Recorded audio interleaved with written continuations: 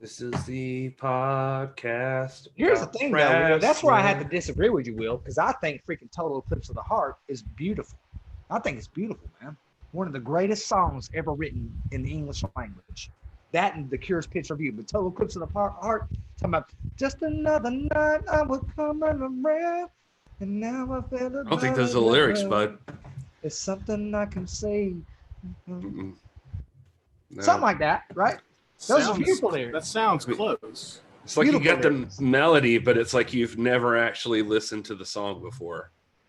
I Super lived the weird. song, Gary. I lived the song. Look in these eyes. Look right here. See how tired those eyes are? Mm. I lived the song. Live something, man. I tell you what. Live strong. Gary's like, Will's like, why am I here? I'm on vacation. I don't have time for these trifling fools. What do you guys want right now? Why did y'all call me? Do you know it's Tuesday night, Will? I don't know. I know you're down there vacationing and What are you talking about, man? I don't know. it's Tuesday night, bro. It's NWA day. You say so, man.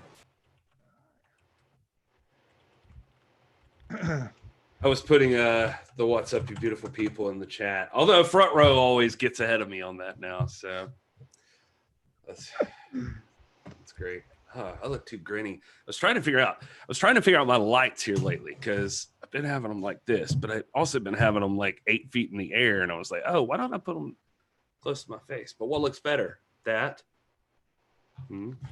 or if I spin it and I do a little of that? Oh, What it's if I the same do- to me. If I do that, nothing. Nobody can tell the difference. All right. What? Well, this you being on mute thing ain't gonna work, bro. Yeah, you got to unmute, man. I want to hear that ocean breeze, man. All right, I mean, Summer breeze. all right. I'd rather have that than you just like it's just like dead silence sometimes. Because you know Rob will get into like he gets sucked into the chat room, then he'll give a shit what we say. Oh, it's too early to curse. But Yeah, anyway, dude. Okay. Piper, Go on up. Petra. Got 18-month-old in here, man. Good job. what are you talking about? Come on. Petra Good taught job. me that word. Petra taught me that word. First of all, that word is actually German for that's not the one we taught you. Oh man. I'm just doing the final touches here, sending out the Facebook invite. Will, did you send out a Twitter invite? Yep. Or are you too busy vacationing? No, I Man, can- he's over there sucking down oysters, Man, man, he eating is crab sick. legs. He is slack Will. as hell when he's on vacation. Oh, he is, man. They're talking about, a hurricane. It ain't no hurricane going on down there. Hey, Oh, Look at you. Look listen, at that blue sky behind you. hey, it really was not at all what they made it out to be. We were all scared, and we're like thinking of plan B and C here, and it was pretty windy last night. Man, nothing really happened. And it was all overnight, so we didn't see nothing. So, beautiful day today. I don't know. I don't know what this hurricane business is about. Well, we were thinking about you last night. We saw the story, so we're glad to see that you checked in, that you were okay. And Rob, I hope you think about me every night. oh, that goes without saying. Shame on you for asking, Okay. for saying. Okay. Well, I was just making sure because you made it sound like it was only last night. Well, on the occasion of the hurricane, we happened to be out upstairs, watching we've been binge watching the Tudors, and we finished the last episode and clicked it on, and when we reverted it over from our Xbox, which is what we play our media on, to our TV, the news was on, and the hurricane. We're like, hey, freaking Will's there right now, man. My man's Will. I got to go get him. you know what's funny about that though is he was actually supposed to go to Myrtle Beach like 3 weeks ago or 2 weeks ago. Then he said something came up where he was like, "There's people in Myrtle Beach I don't want to deal with, so I ain't going that same weekend. I'm gonna Yeah, I heard that. we'll push it back." I think It Pritchard just would have been did a too. story on that. It would have been too awkward. It just would have been too awkward, man. I don't know. I don't know if Myrtle Beach. It's a great city. I just don't know if it could have handled both of our families at the same time. Shoot, man. And, What so I just chose what to come town do down we when meet there's in? a hurricane Greenville? that's That's where y'all there. live? Yeah, Greenville dog. We left Greenville, man, and all well- hell broke loose in Greenville tonight. We left, man. No, man, that's what I'm saying. I didn't know if we brought that to Myrtle Beach, it would have been just chaos. Right. You're right. WWE Front Row says his cousin lives in Myrtle Beach and his house burned down last night in the hurricane. That's crazy, man. Holy That's cow. something. 2020 is the worst year, man. Gosh, please let's end this year. It really is rough. Oh man, I know you guys are ready to get started. I'm sorry. I'm just sending out the invites. I'm working. I'm doing double work today because one of us decided to go on vacation. No biggie.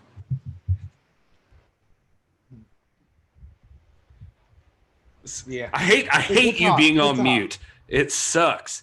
I'm not on mute. Oh, I'm not weird. on mute. Well, I I just couldn't have even hear unstable anything. He's just being a jerk, Gary. No, you guys were you guys were frozen for like the last 20 seconds because the internet here, it's like, free internet or whatever. It's not that great. So if I'm like skipping or off and on, that's why. Man, we I'm not going. That's too long a story. We'll talk in the after show about that. I got a good internet service story to tell you about a guy I know that waited for freaking Can't 5 wait. hours. Oh, hey, I know that guy.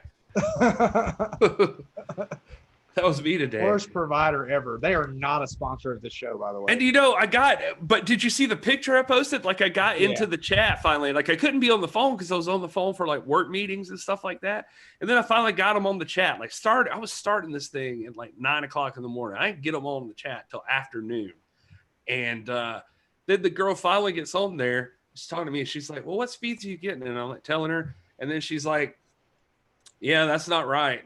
And I'm like, okay. She's like, let me see if we can send a tech out there to like do some appointments. Maybe we can get something done there. And then she's like, unfortunately, it looks like all the appointments are eaten up by other customers. She literally said that. Like, it's like they're all eaten up by other customers in the area. I'm like, okay. And she's like, so yeah, I apologize. Is there anything else I can help with? I'm like, Well, what do you mean? Is there anything else you can help with? What am I supposed to do? And she's like, well, unfortunately, unless a tech comes out there, you can't really do much about it. And I was like, well, how do I get a tech out here? Look, you just said that they were all taking it. What are we talking about right now? Yeah, I was on you the ever phone tell her with like the this? same. I was on the phone with the same company that you're referencing that is not a sponsor of this show at all, and they had raised my internet rate a good bit, and so I was basically calling to tell them to lower it or I was going to cancel. And of course they somehow were able to work it out where they lowered my rate and all this. And I told them, I was like, I don't have more than this in the budget for it, so if you don't lower it down, I'm going to pay it or I'm going to cancel it. And then they got it lowered for me, and then they tried to sell me like $200 worth of cable television. I'm like, bro, what part of I don't have more than $60 to pay do you not understand? Like, it was insane. I know they're just doing their job. My favorite part about that story though is like when you're like, it's a company that doesn't sponsor us. So I was like, well, that eliminates Manscaped, which is a perfect time, Gary, to. Hey, by the way, Manscaped does sponsor us. So if you haven't checked out the Lawnmower 3.0 from manscaped.com, now's the best time to do it. The Manscaped engineering team spent 18 months perfecting the perfect men's grooming device. With a ceramic blade, no nicks or cuts on your genitalia unless you're Rob Stinson. I'm telling you, when I say this thing's premium, I mean premium. It comes with an LED light. You can shine it and see all the nether regions that you would never see before. You wouldn't have to be out on the balcony like Will's manscaping right now, but he's having to do it out in the daylight so he can see what's going on.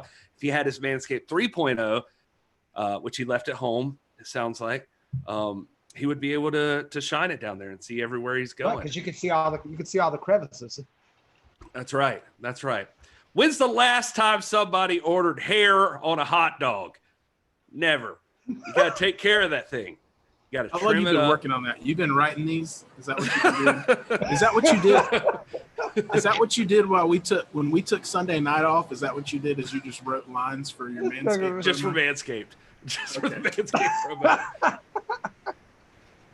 Listen, I'm not joking, y'all. We're sponsored by Manscaped.com. If you want the best in men's grooming, and you need it, because I know some of y'all got women you're trying to impress, and they're going to be more impressed if it doesn't look like your willy is hiding in the bushes. You got to bring that thing out. Don't give it anywhere to run off to. You got to shave it down and make it look pretty. Maybe if you get good at it, you give it some sideburns or something like that. That'd be nice.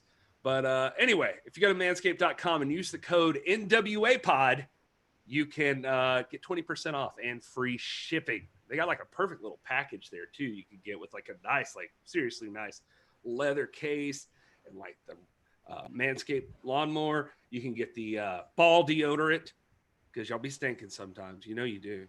So you rub that They've on. upped their game since the 2.0 because I didn't get any of that, man. I got the cloth bag. Mine had been open. Man, mine had been like there was like dandruff. Like, all right, change the subject. Nothing about what he's saying. It's not even 9 o'clock yet, boys. It's not. And we got to move on because, yeah. It didn't start with dandruff. Let's just say when Rob started trimming, the dandruff started showing up. No, bull. When I opened it up, it was flaked. It was flaked all over with all your remains, Gary.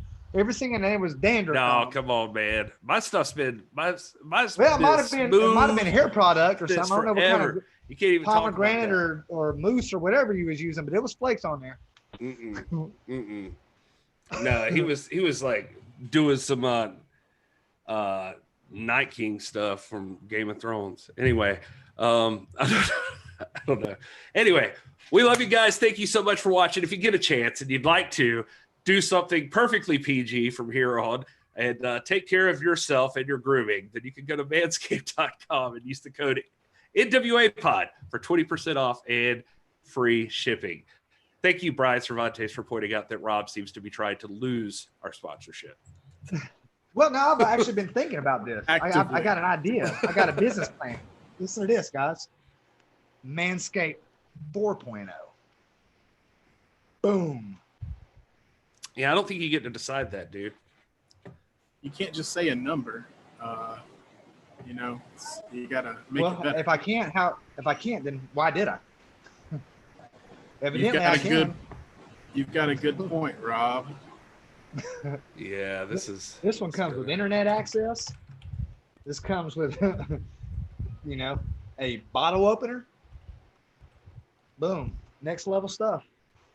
Well, professional wrestling, man. That's what we're here to talk about.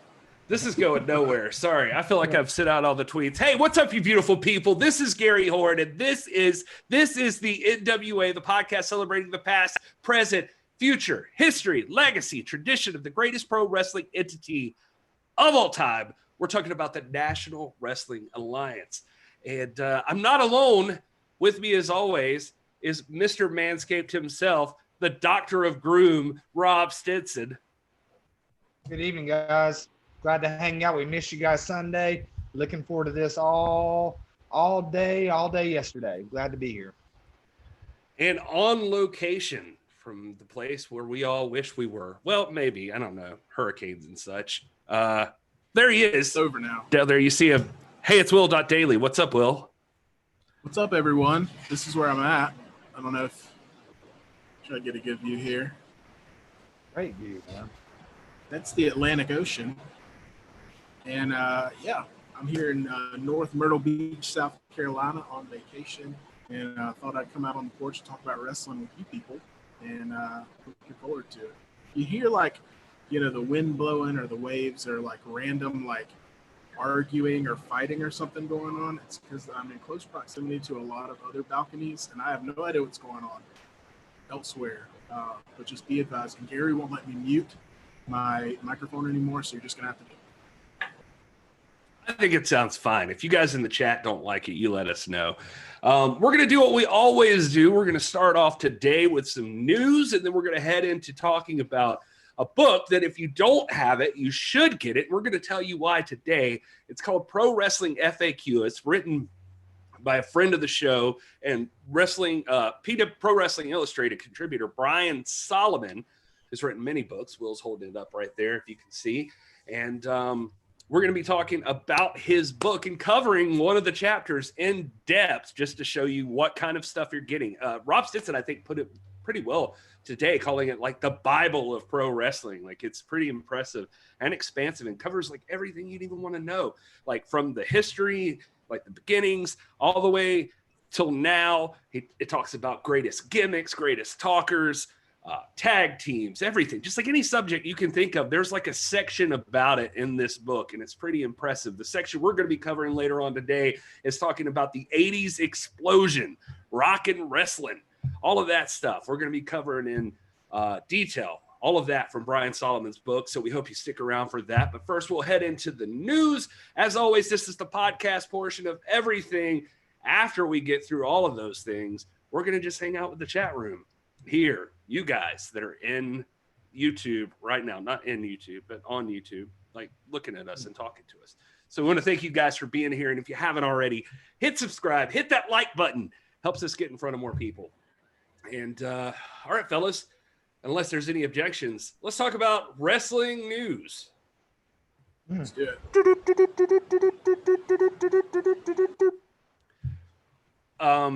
Dave Scooby's sent us plenty of good music and videos we could be using, but we haven't figured that out yet.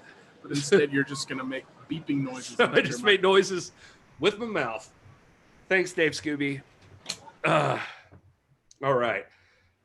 Will, Dave Scooby says in the chat that your wife's hogging the Wi-Fi, by the way, because she's watching apparently. This entire building is hogging the Wi-Fi. It's actually pretty good right now. It's pretty stable right now, so I'm pretty impressed with it. But yeah, it was out for about 3 or 4 hours yesterday when the storm started hitting, and we have like 4 kids here that all rely on Wi-Fi for their tablets and entertainment, and so that was a challenge, but we made it through. So it's looking good now. I hear them back there. People want to know what you're looking for, Stinson. I'm looking at podcast. I'm looking at our show. Looking for love, like all of us, man. Yeah, that's good. At our show notes, just making sure that I'm on top of the lesser content, i.e., the WWE content. I gotcha. But hope you paid attention to any of that, because once this monster gets done, Gary gonna be off the chain. He gonna be hype. All right.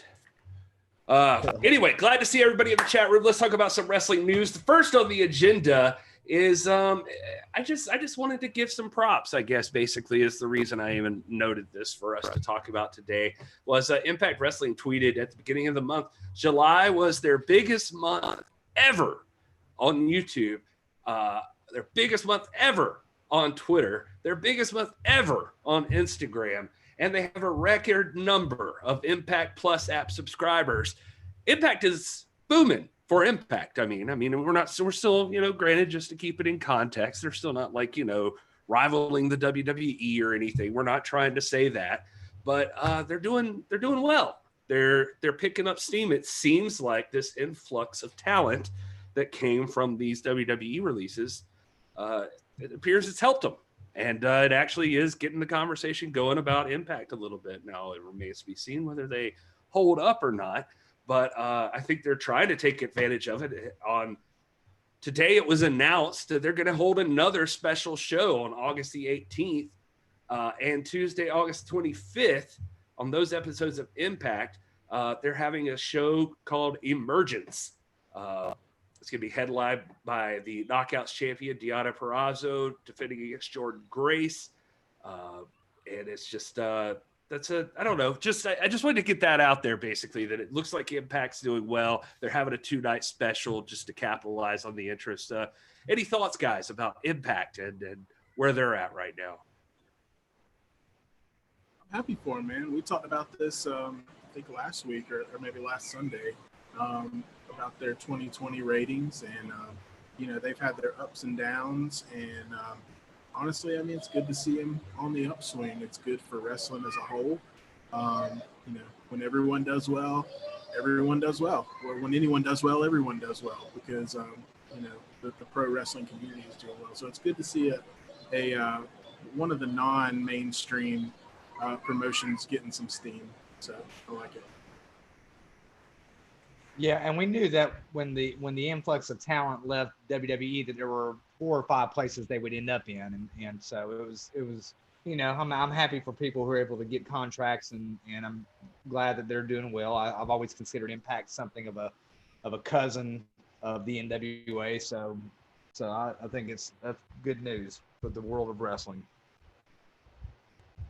All right. Well, next up on the agenda, I did want to mention that I guess I just want to go ahead and jump if we can. Rob, we're a little behind getting to this, but since we didn't do a show on Sunday, let's talk about we were kind of ahead of the curve. We had our AFW video posted on the YouTube account, give you a little glimpse into a promotion run by a Nature Boy Paul Lee, who Rob's a big part of. If you guys haven't seen it so far, we got the video and you need to check it out. But before anybody really knew his name, we put him on the map, I like to think. But no, Talking Shop Mania happened this past weekend, which was all a buzz on the Twitter device.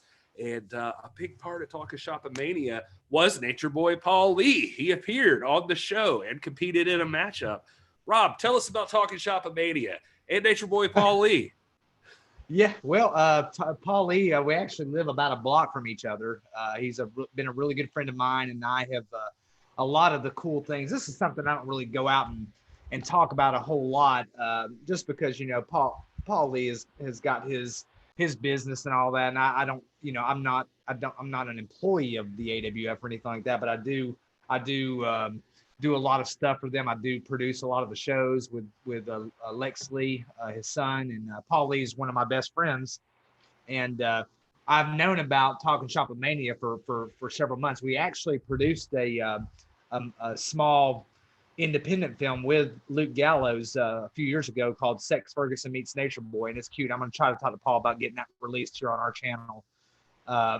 We sold it on DVD for a while and that kind of thing. And I know Super Show Productions does market that, but it was neat. I mean, for like classic fans of wrestling, if you go and approach this like, hey, this is going to be traditional wrestling, you're not going to be pleased, because that's not what it's intended to be. It's completely parody. It's cinematic matches. It's there to provide entertainment. If you know Luke Gallows is very much into comedy, and he's very much similar to Gary. He likes independent filmmaking, and he's very quirky about stuff like that. So nothing about it was intended to be serious, and it was there were things that happened in that show that you can't unsee, but it was also in many ways very delightful and hilarious. I actually was watching it.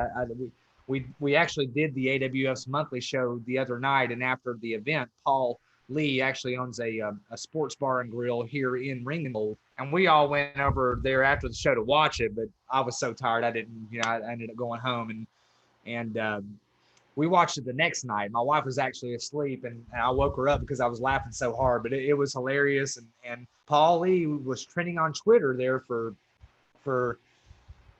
several hours, and that his 5 minutes there in that show was man, it was phenomenal. It's hilarious. And there was even a little bit of chit chat. I don't know if you guys saw this. There was a little bit of chit chat on Twitter the following day about Paul Lee possibly receiving an invite to challenge for that TNT championship that Cody Rhodes defends on AEW. So it was a lot of fun. And you know, I know Luke Gallows, again, like I said, we worked together in the past, and he's a funny guy and just very intelligent guy, and looks at the world in a different way. So Talking Shop Mania is his brainchild, him and Chad Too Bad's brainchild, and it was horrific and delightful and all that. And I think, you know, you see why Nature Boy Paul Lee is one of the most controversial, maligned, and beloved people in the independent wrestling world. He really put out that night, man. It was cool.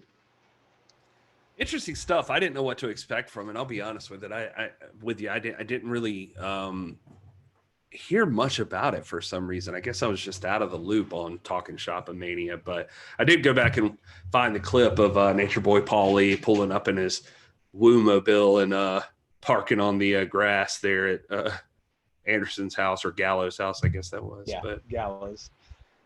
yeah, pretty interesting stuff.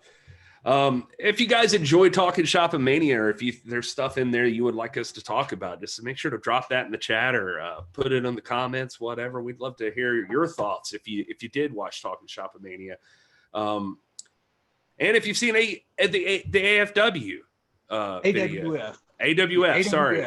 Whoops. That's all right. American Wrestling Federation, which is actually the longest running independent promotion in the Southeast. It's been running continuously. Now, there have been promotions that have started and ceased operations and started back, but the AWF is the longest continuously running promotion. And it's a credible promotion. This is not some backyard. It's not like what you saw on Talking Shop-A-Mania. I mean, you've got everybody who's anybody has come through this promotion, from our real world champion Nick Aldis to Crimson to, Ric Flair to the Rock and Roll Express, Buff Bagwell, Shane Williams. I mean, it's the Young Bucks. It's really good. We did put the season debut, or not the season debut, but episode 1 of season 2 of Viral. We put on the NWA podcast. They do have their own channel that you can go and subscribe to, and we have a back catalog of years and years and years of material that we're gradually going to release on the AWF channel, and maybe we can get on ours too. Paul Lee's again, he's a good friend. He's a big fan of the NWA. He supports what we do. I think he's going to be in the chat tonight at some point. But it's a lot of fun. So if you can go make your way over to the AWF channel, AWF Viral, like and subscribe, that would help them out a lot too. Yeah, and I don't make any money off that, by the way. This is not. I'm not. I'm a public school administrator. I make no money from the AWF. That's purely a labor of love and friendship between Paul and I. So it's not. I'm not trying to plug myself or anything, but they do a lot of good work there. We have Alex Taylor won the Viral Championship a few weeks ago. That's sort of their version of the television championship, or I guess the TNT title. And Alex Taylor is actually one of the instructors, along with Tom Latimer and Crimson and Nick Aldis at TNT, or Tried and True. And so you got a lot of NWA connections there with what they're doing at the American Wrestling Federation. So it's pretty cool. Yeah, we hope you guys will check it out, and make sure to just skip past any parts with that Robbie Roode guy. It's really weird. And I don't know him. I don't know this Robbie Roode guy. Almost as untrustworthy as Dr. Red Tyler, who's in the chat now. Thank you, Dr. Red, for being here tonight, sir. I see some chatter about any disappointment that the NWA couldn't find a way to be on that card. Now, if we're not counting Rock and Roll Express, which I would have, but if we're not counting Rock and Roll Express, were you disappointed that the NWA didn't show up on that card? Well, you had Willie Mack. Willie Mack was on the card. He wrestled. Of course, he's not the NWA national champion anymore, but he was for a while. And so he's got some history there. And of course, Rock and Roll were there. You had Chavo Guerrero, who the Guerrero family is deeply rooted in NWA. So it was there. But as far as like defending the title, remember, this was intended as a parody. It was not intended to be taken seriously. I mean, you had Chris Jericho plugging the show from his compound that day in completely comedic fashion. It was a lot of fun. And again, like I said, I actually got to produce a short independent film about 20 minutes long with Luke Gallows called Sex Ferguson Meets the Nature Boy. Sex Ferguson is one of Luke Gallows' alter egos. And like I said, I'd like to release it on our channel. But if you saw Talking Shop-A-Mania and you saw Sex Ferguson Meets the Nature Boy, you get an idea of like where Luke Gallows' creative mindset is. He's very, very creative, but he's also very much into cinematic and comedic entertainment. And this was intended as a sketch comedy type thing. It wasn't meant to be taken seriously. I don't think anybody did. I was surprised that when it was trending on Twitter, there was not a lot of negative feedback. It was mostly positive stuff like, "Oh, this is so horrible. It's so horrible that I love it." And that's kind of what they were going for. So it would not have been an appropriate place for Nick Aldis to defend the belt. And I think maybe not even for Nick Aldis to appear, because I think there's a certain dignity that he holds as the current office holder. But there were people there with deep NWA connections on the show that appeared, including, like you mentioned, the Rock and Roll Express and Willie Mack and Chavo Guerrero and some others. Nice.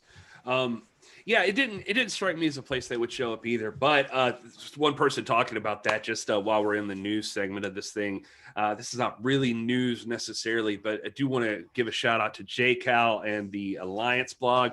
If you haven't caught their pre-show on YouTube, it's worth checking out. JCal went in hard about some issues that I don't know if it was just good old-fashioned coinky dink or whatever, but it's some stuff we've been talking about because we get accused over here a lot of sucking up to the NWA a pretty good bit. And generally, that's the case. I'll be the first person to tell you that I give them a pass on a ton of things. But one thing I've been kind of getting fed up with lately is I see on Facebook and Twitter and everywhere else, a lot of folks talking about like, oh, well, they're done. They're not doing anything. I mean, they got to be dead. They got to, you get like a little bit of a jolt of fresh air, a jolt of life back in them when like Billy Corgan makes an announcement, or Nick Aldis has been in the news with the Bruce Pritchard incident and that sort of thing. But then it just falls back into this cycle of like people are like until they're doing something, people think they're done, and you want to shake them and be like they're not done. But at the same time, I mean, this will be the more real side of me saying I get it. It's frustrating. It is frustrating, and I don't think the NWA is anywhere near done. But it was just nice. Jake Al was talking about this a little bit earlier, and it's, like I said, something we've been talking about that, God, as we're sitting here and nothing's happening, this is not sucking up to the NWA to say, like, we're getting kind of antsy. Like, we're like, something's got to happen. Something's got to give. We got to see some movement out of this company because just it feels like life's passing us by, as Rob said earlier today, I think. So anyway, just wanted to put that out there into the wind. Yeah, I mean, go ahead, Will. I just spoke a lot, so let me let you get in here. Well, thank you. I appreciate your kindness for letting me speak. I echo those sentiments. I think a lot of it comes back to I understand why the NWA is being cautious right now. There's a lot up in the air, but at the same time, there seems to be a lot of opportunities in the wrestling world right now with this Talking Shopomania, AEW, open challenges, things like that. And I think everybody's just a little antsy to want to see the NWA, the current NWA roster represented and representing the company in some way. And so I think that's kind of where that frustration comes from. And yeah, it's been radio silence for forever, and I think just being able to get any kind of word or seeing these guys perform anywhere, compete, even if it's a cinematic match like we're talking about or something seemingly insignificant. Yeah. I think it would just be good for all of us as NWA fans.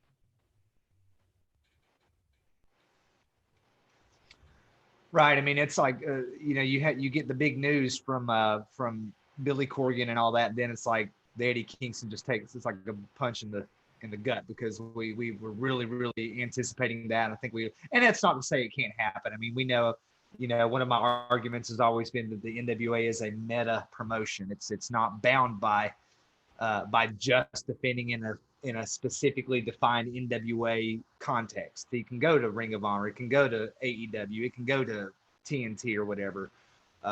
And Thunder Rosa and JCal show earlier even said, hey, they can do it at Mission Pro. I know Mission Pro is a female promotion, but they can use our assets. We can make it happen. So it's not that it can't happen. I think it's just that we love it. We miss it. We're ready. I know that, Thunder Rosa is doing her part to defend the Burke, and she's working with Mission Pro, and that championship's going to be on the line. I know Nick Aldis is just chomping at the bit to get out there and work. He hears the criticism, but he's, ultimately the buck stops with one man, and Billy has got to feel comfortable.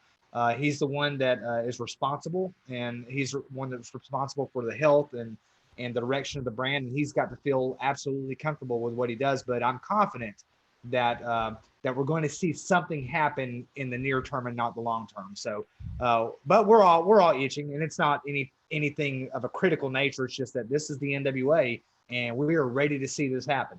We're ready. Yeah, you kind of touched on two different news items that I had in here that I wanted to touch on real quick. It happened on July 31st. We didn't get a chance to talk about it yet, but just briefly, your thoughts, guys, on Eddie Kingston signing with AEW. It's official now. Will, how did that hit you when you saw that? Looks like the dream of Aldis versus Kingston is going to stay a dream for a little while.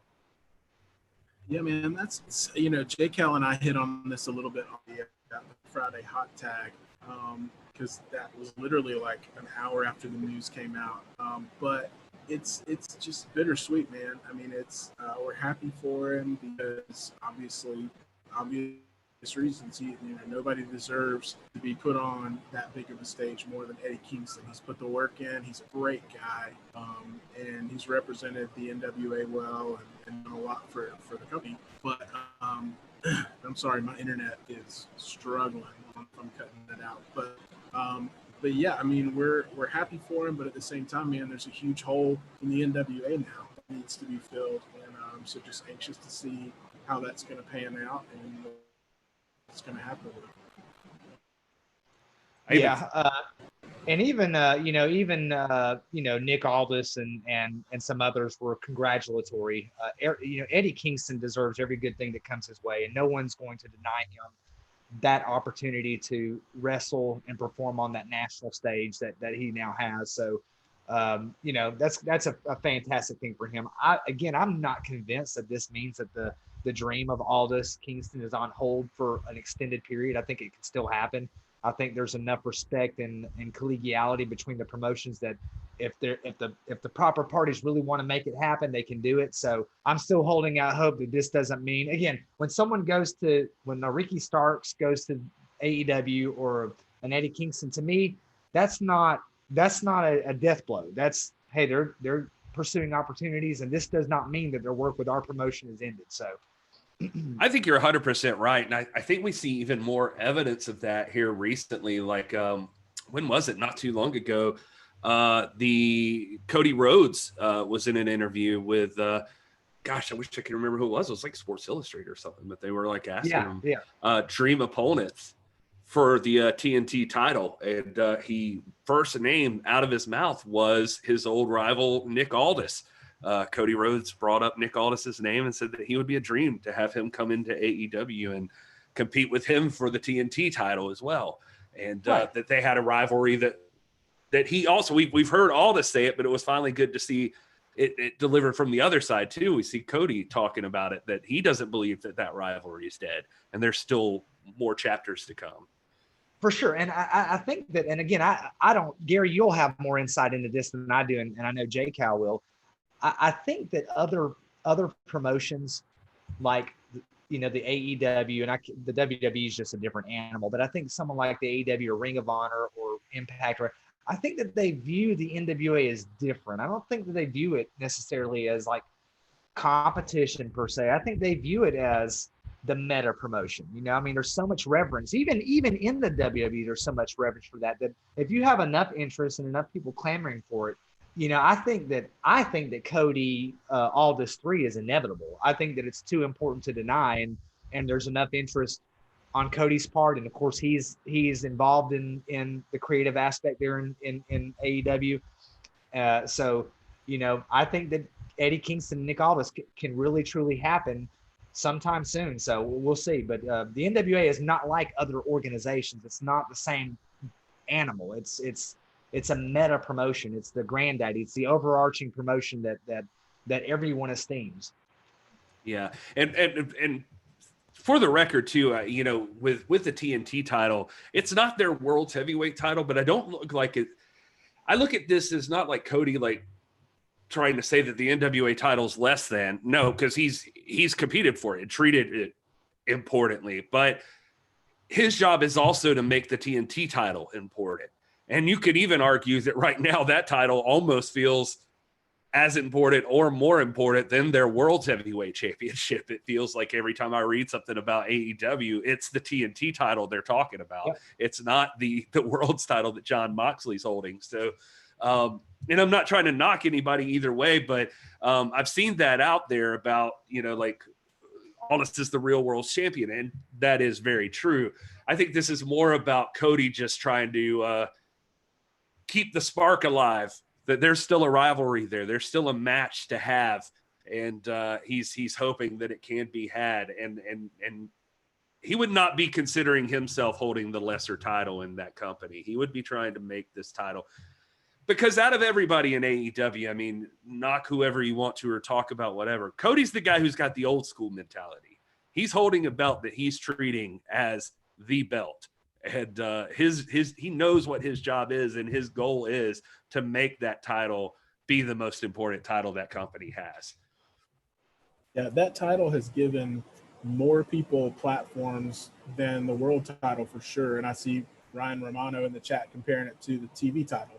And I think that's exactly what it is. I mean, obviously TNT is a TV channel, but it's given platforms to so many people. Eddie Kingston, Ricky Starks, just to specifically talk about NWA talent, former NWA talent. And I mean, it's obviously not as prestigious in the org chart as the world title, but in terms of the quality of matches consistently that have been given for that title, and the feuds that have come from there, and just the talent that's gotten the spotlight from that, it's hard to argue that it's not pretty prestigious.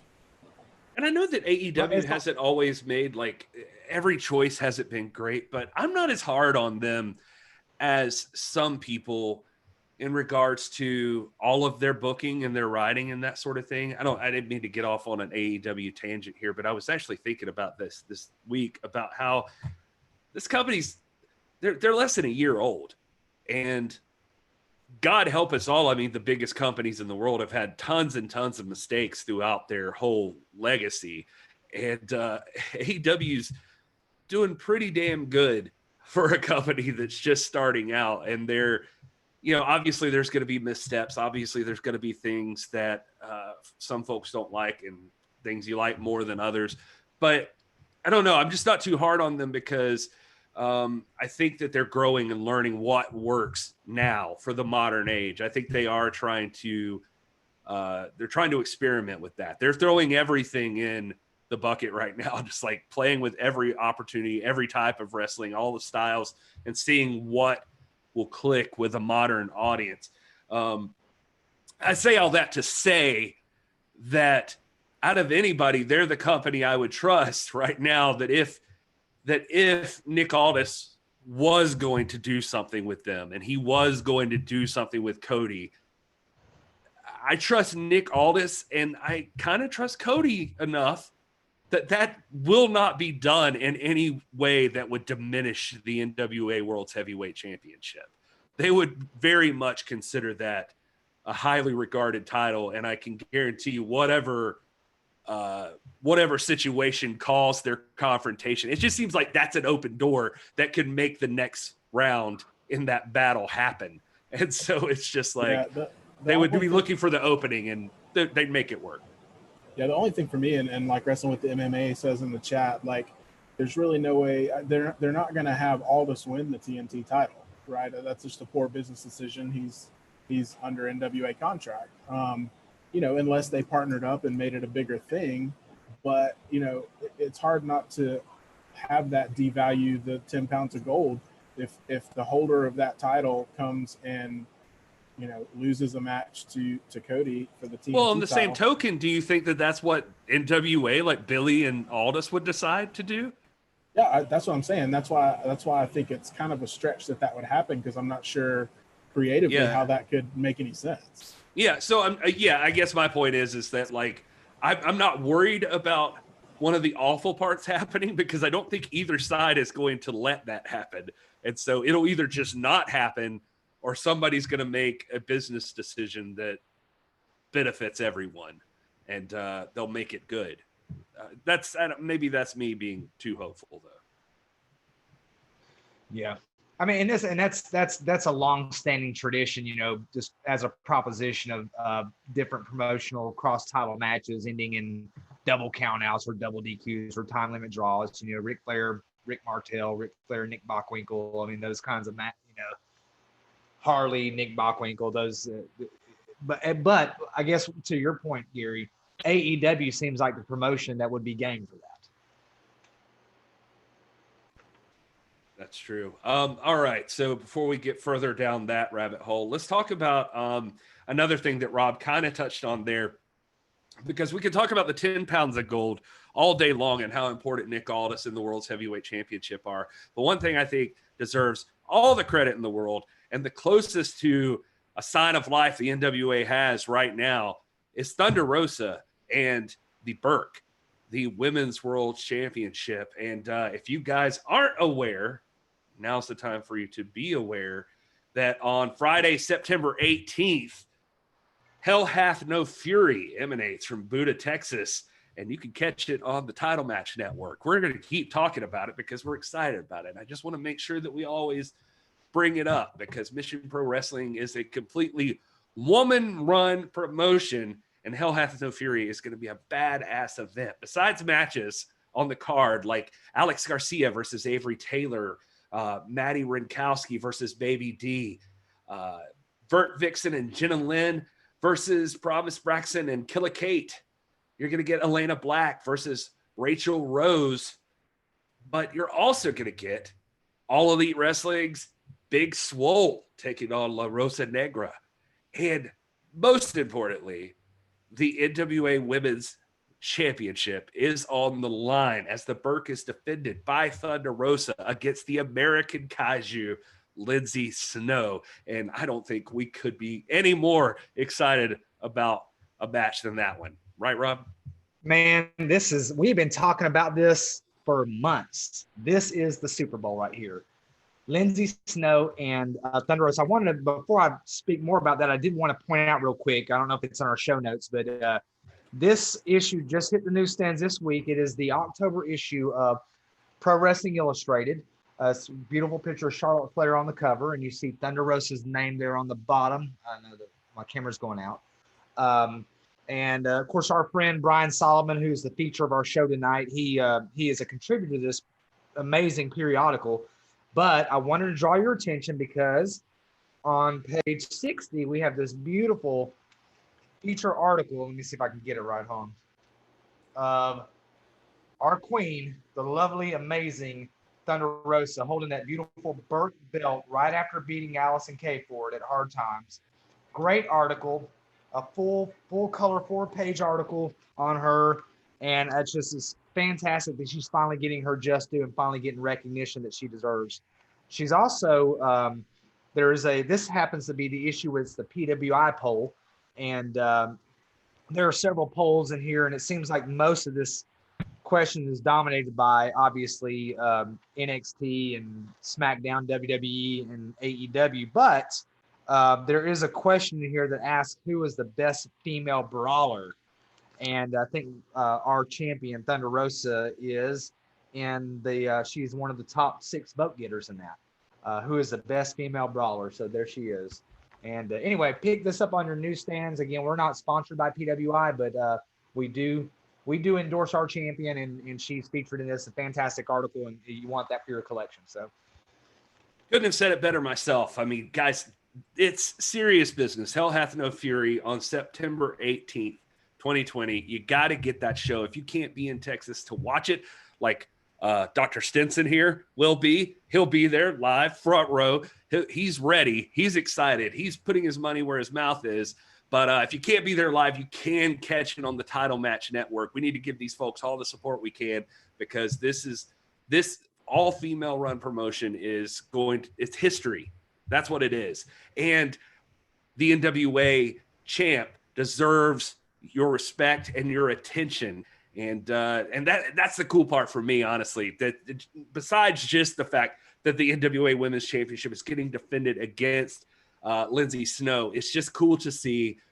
It's a moment in time where the NWA has been sort of, in this stagnant period. And the person who's bringing it out is our women's champion, Thunder Rosa. She is bringing it back. Not the 10 pounds of gold, not the TV title, not the national title or the tag team titles. The first match you're going to see getting 2020 kicked back off into high gear is Thunder Rosa and that women's championship. And God bless her for doing it. And let me say, Gary, that is a championship that has a lineal connection all the way back to 1935. So this is that Burke title that she's defending is, again, it is the matron saint of all women's championships, and you can't think of a better person to defend it against a better opponent. Also, guys, I know that in this time of quarantine and the global pandemic, things are really sketchy out there, and people are reluctant to travel, and money might be an issue. But if you're able to get it on Fight TV, is that what do we say? It's on Fight TV? Title Match Wrestling Network. Title Match Wrestling. Okay, if you're able to do that, do so. If you're able to go, the tickets are very reasonable. They're very reasonable, and air travel is reasonable, and of course accommodations is very reasonable right now. Mission Pro is doing everything right to make sure that people are kept safe, from temperature checks to limited seating to requiring face masks. All that stuff is in play. I knew, and we said this weeks ago, that when our champion was able to, if she were going to defend that belt, there's no way in the world that the Simpsons were going to miss that, and we're going to be there. Yeah, 100%. This is going to be an exciting time. I'm going to be watching it for sure. One way or another, I'm going to be catching Hell Hath No Fury. It's like one of the biggest things I'm looking forward to in 2020. God help us all. We're all looking for something to look forward to. If you don't follow Lindsay Snow and Thunder Rosa on Twitter, you need to, because they have been jabbing back and forth at each other. Lindsay Snow has been very threatening. Also on her Instagram, she seems to think our champ has bitten off a little more than she could chew, especially coming back from this big break, and seems to think that maybe Rosa should have picked an easier opponent for her first match back. And so I'm excited to see what these two ladies do. And I'm talking all this up, and it's not just because, sorry, podcast listeners, but if you're here live with us right now, Thunder Rosa is in the chat along with Brian Solomon. So we're not just blowing smoke up their butts just because they're here, but we do appreciate them. We do this every week. We sing their praises every week. So it's not just because they're here. So we put these guys over all the time. And Brian Solomon does say the next issue coming out for PWI is the PWI 500 issue. So we'll mention that here as well. So it's based on June 2019 through June 2020. Hopefully Brian has had any say in that and has mentioned Nick Aldis's name a few times. But anyway, but yeah, thank you guys for being here in the chat. It's very cool of you to show up and hang out with us a little bit. All right, moving on to the next bit of wrestling news. Sorry, we're running a little late on the news portion of it, so we'll try to push through here. I did want to mention that today, by the way, this was not on the list for the news, but I listened to the latest Jim Cornette podcast because somebody had posted in our Discord a video that he had responded to the discussion about Nick Aldis and Bruce Pritchard. I don't know if you guys saw that, but it was yet another person. The other night I went to sleep listening to an Ask JR Anything episode of Grilling with JR. Both of these episodes talk about our real world's heavyweight champion, Nick Aldis. And in both episodes, both of these men put that dude over. And I mean, JR is like, he's just talking about, I forget why it even comes up with him, but he's just like says, that Nick Aldis is a hell of a hand. I don't think there's any promotion out there that wouldn't want to have a guy like that on your roster. Like he looks good, he's big, he's bad, he wrestles crisp, like he's the man. Like he's like, why would you not want him? And none of that is a shocker. I mean, we've been saying that, kind of throwing our hands up ever since the whole comments from Bruce Pritchard came out. Like they're just completely unfounded. And there was a lot of Hall of Famers and people like that were vouching for Nick before that. But it's good to see some of these guys come out and speak some reason from some guys in the profession that know what they're talking about, like JR, and that can actually affirm what we've been saying all along. And that's that what Bruce Pritchard said just only showed that he's not paying attention to the NWA and to Nick Aldis, because it's just not true. He's an elite wrestling talent that anyone would want to have. So. As divisive as he could be, Jim Cornette was very calm about it. Just like when Brian last told him about Bruce Pritchard's comments, and Cornette just basically, he gets his jab in. He basically says, I didn't hear him say it, so I don't really know what the whole context was. I'd rather hear it in his voice, but I don't know what the hell he's looking for. Like, he's like, he can't be managing that roster over there in WWE and not looking at half of those guys being like, I'd rather have Nick Aldis. So he's like, I don't know what it is, but he's like, I can guarantee you that most of the people he's working with don't have that. So he's like the guy looks good, wrestles good, all that stuff. Everything that JR said, Cornette basically echoed it. So it was nice to see the champ get that recognition. Yeah. All right. And I think I had, okay, 2 more points for news that we have to get into. I love talking about news. I'm sorry if I'm wearing you guys out with news stuff. And Brian Solomon, by the way, for everybody listening, does say in the chat that yes, he did fight for Nick to get a decent slot in the PWI 500. And he has a brand new old school column debuting in this next issue of PWI called The Way It Was. So if we could help put over Brian Solomon, we're here for it. So anyway, speaking of the it factor, what did you guys think about WWE Underground? I know Rob would not see it if I didn't put the clips right in front of his face, so hopefully he saw them. And Will, I know I had to go find out because it was trending. It was trending worldwide on Twitter. It was a big deal.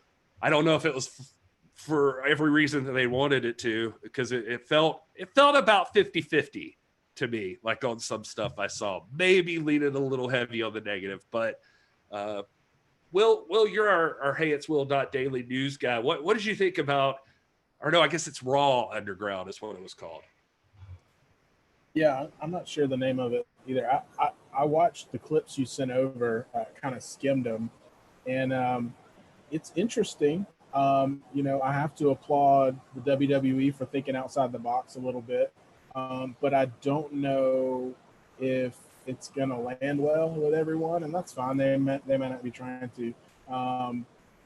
But yeah, I mean, I don't really have enough to go on yet, but I think it's interesting. I want to see what they do with it from a creative standpoint, because for me, it's not just about the matches, it's about the stories. And so if they can tell some good stories or further some good stories, then that can be interesting. But, again, I don't have a ton of faith in them to do that, no matter what the platform. So I don't know. We'll kind of have to see how it goes. Yeah, I agree. Propositionally, I don't have a problem with it. Just as a delivery method, But I did notice that that there were very, very strong opinions. I didn't see a lot of just like moderate opinions on social media when this was trending. So I'm not yet giving it an honest look, Gary. I'm not going to lie to you. Just, we're all busy with some other things and stuff. But just on the surface of it, from the clips and all that, I don't. I'm with Will. I like good storytelling. I think you can find gems in wrestling wherever you look, and it's done well. So it just because it's different doesn't mean that we have to not like it. So we'll see. Yeah, I'm gonna give it a good look. I'll probably get a chance to look at it tomorrow. But also, just because it's different doesn't mean we have to like it. So that's the thing exactly. too. That's why I'm kind of reserving judgment. It's like, again, I praise them for doing something new and outside the box from what WWE is used to doing. But at the same time, I want to see if it's quality before I make any kind of judgment. Yeah, it's kind of interesting Well, I was just going to say, for those of you who don't know, I saw some people in the chat that aren't familiar with it or didn't see what happened. But basically, Shane McMahon kind of took over the tube starting at 10 p.m. And he had started Raw Underground, which is like this underground fight club, basically, with WWE wrestlers, superstars in the place. And it was like a mat.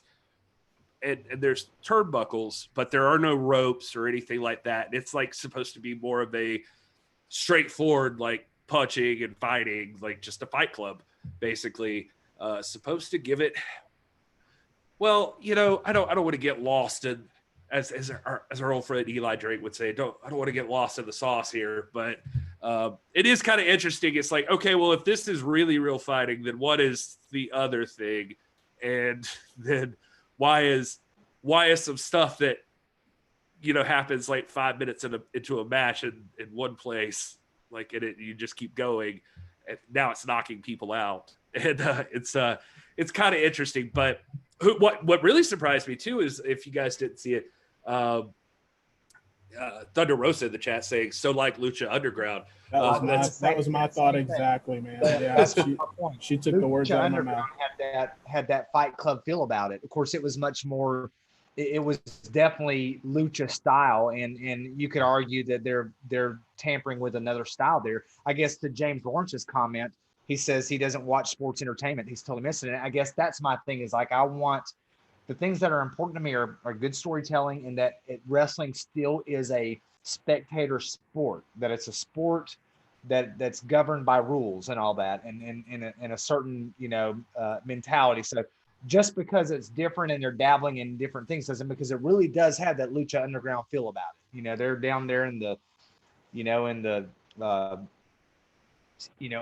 underground complex, and there's that whole mafioso storyline that Lucha told, and it's really very similar. I mean, it gave me that vibe. So, well, and I was gonna say too, besides that, like one person who surprised me, and I just don't know how much he runs this stuff by anybody, but Matt Riddle popped up on Twitter and was like, "Oh, hey, bro, I loved your underground thing. I saw that. That was really, really cool. It seemed a little like this thing I did way back in GCW called Bloodsport that's going around." He's like, "Oh, you took all the ropes off and had the wrestling arena. It's a cool idea, bro. Wish somebody had thought of that before." Like, he was kind of like taking a jab at it. And I was like, dang, Matt Riddle, like, you're still in the company, dude. Well, that's the thing too. I mean, we talk about it. Even I just mentioned thinking outside of the box. I mean, it's thinking outside the box for WWE, but it does feel like a ripoff of several different things. I mean, they freaking named it Underground, and it looks a little bit like Lucha Underground. Like, come on, like, we're not stupid. It's just another one of those things where it's like, we see what you're trying to do. Like, you don't have to be that blatant and obvious about it. You can be a little more subtle, and you know. So I don't know. It's kind of like Brawl for All 2.0, but not Brawl for All 2.0. It's like Right, Brawl for All right. 1.5 or 0.5. I don't know. And it's cool to pursue different like entertainment venues, but let's just make sure that what we call wrestling is wrestling. You know, it has to be wrestling. If you start veering out and you're doing something else and it's Fight Club and it's not wrestling anymore, then let's not pretend it's wrestling. If you want to do something different, that's cool. There are lots of other things I like besides wrestling. I like MMA. I like baseball. You know, I like other competitive sports, and I would probably be into that if it's defined and has a parameters. But if we're veering too far outside the parameters of wrestling is, then let's not try to fool people and call it wrestling if it's not. That's my only qualification. Lucha Underground was wrestling. Yeah, I mean, the thing is, and again, I didn't want to go to like a deep rabbit hole here. I know we've got stuff to talk about with Pro Wrestling FAQ, but on one hand, it was really cool to watch where you saw like Dolph Ziggler, like his little segment, like he is wrestling circles around the dude he's in there with, and just looking legit as hell, like a tough competitor. Bobby Lashley walks in and just demolishes people. Like, just, he's a beast. But it's like, man, why don't those guys just look like that already all the time? Like, why are you just doing this now? Like, these guys could do this in the ring too. I don't know. It's frustrating. And that's kind of the point that Rob was trying to make a minute ago that I totally agree with, is that, you know, what are the other 2 hours? If they come out and look like losers for the other 2 hours, like Dolph Ziggler's usually jobbing, putting somebody over or something, and then he shows up on this show and wrestles circles around the guy, there's a disconnect there that doesn't make sense to me as a smart wrestling fan, and that's where it doesn't sit well with me. Right. Yeah. All right. Well, I did have one last news item just to see if you guys had any comments on it. I just thought this was an interesting little tidbit of information, but for those of you who missed it, Dwayne "The Rock" Johnson, along with his business partner Dana Garcia and Jerry Cardinale from Redbird Capital, have purchased for $15 million.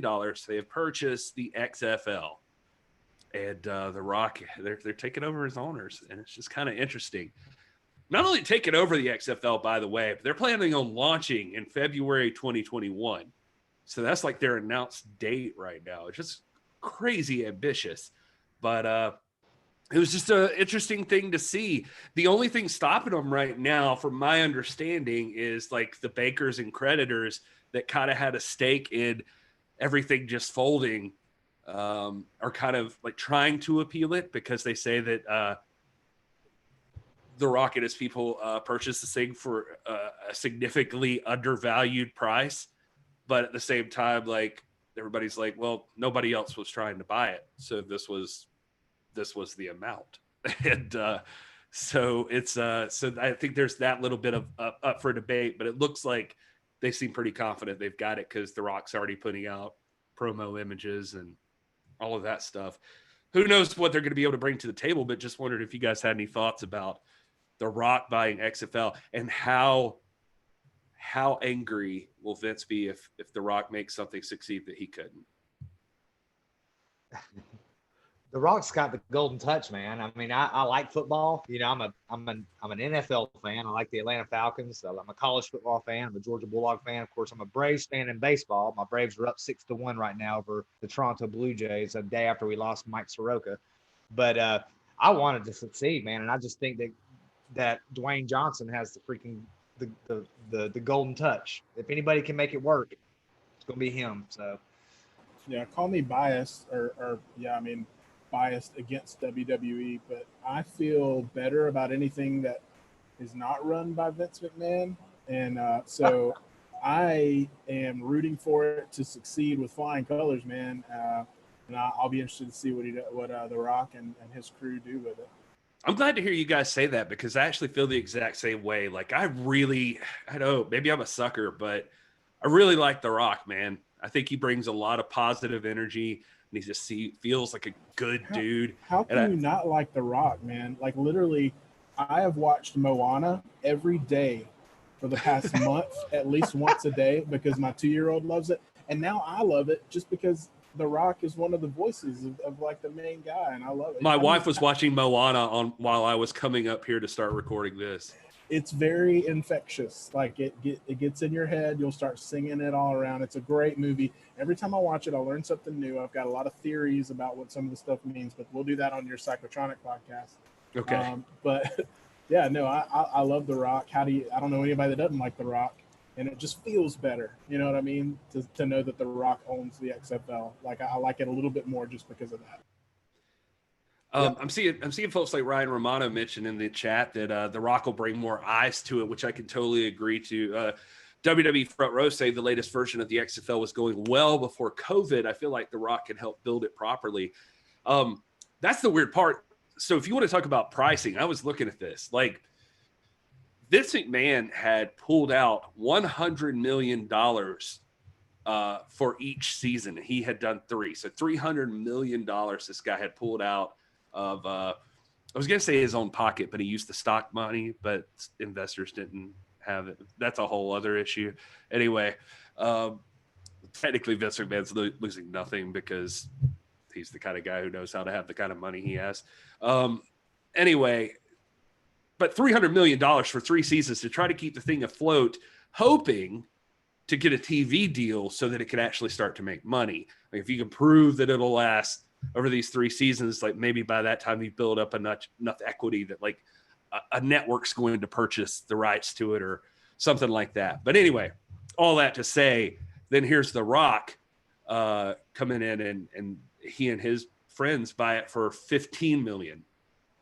And now that's not to say what it's going to cost to make it work or to put it on or anything like that. But there's a part of me that feels like, as great of a businessman that McMahon might think that he is, and he is, what kind of pull does somebody like The Rock have, to like make something happen as far as what it needs to be profitable, a TV deal or something like that? I feel pretty good about it. Yeah, I mean, The Rock is definitely going to have a bigger audience. He's going to have a bigger pull, as you're mentioning, in the entertainment industry. So honestly, man, I think he can make a little bit more happen for it. Yeah. I don't know what you have to do with the XFL to make it stand out. Like, that's just the weird part was just there's already football. But anyway, that's a story for another day, because now that's it for the news. Let's move on to today's main event topic. If you guys aren't aware of Pro Wrestling FAQ, let me read you the Amazon description of it, because that's just the easiest way to get this across. Will's going to hold it up in the screen there if you haven't seen it. The author of the book, Brian Solomon's in the chat right now. Sport, entertainment, art form, perhaps a bit of all three, with a certain intangible extra something thrown in for good measure, making professional wrestling a truly unique entity unto itself. From its origins in carnivals and sideshow attractions of the 19th century right up to the multi-million-dollar multimedia industry of the present day, and all of the bizarre, wild, and woolly points in between. Pro Wrestling FAQ delves into the entire history and broad scope of one of pop culture's most enduring yet ever-changing spectacles. It basically goes on to tell you that it's devoted, there's chapters devoted to all kinds of things. It's kind of what we were talking about at the top of the show. There, Will's demonstrating right there a whole chapter dedicated to the National Wrestling Alliance. And there's stuff dedicated to important figures. Just besides the business, tag teams, gimmicks, everything you could ever want to know. It is the ultimate wrestling reference, as Stinson called it, the Bible, the Pro Wrestling Bible. Is that how you feel, Stinson? Really? Like, you feel like this is it? You've read a lot of books. I do. No, I do. Yeah, and there are obviously there have been thousands of books in professional wrestling. Many of them good, but there are a handful. Really, only about 5 or 6 that I would consider essential for people who really want to ground themselves. And let me put over a couple real quick, just 2 or 3. One and 2 is a couple of books by Hornbaker, Tim Hornbaker. Tim Hornbaker's written a couple of good books. This one right here, the National Wrestling Alliance, is considered one of the most important, and it's a good academic source. This is heavily footnoted and all that. It's very good. There's one that's a little easier to read and a lot kind of fun, but it's really important. It's got some good images, and that's the comic book story of professional wrestling. And I'm not joking here. This has got some good stuff in here, and they're actually hey man, I'm a huge fan of that one. Yeah, there are images that have been used in some of the WWE documentaries and all that. And then there's this one that I like, just a history of the 10 pounds of gold belt.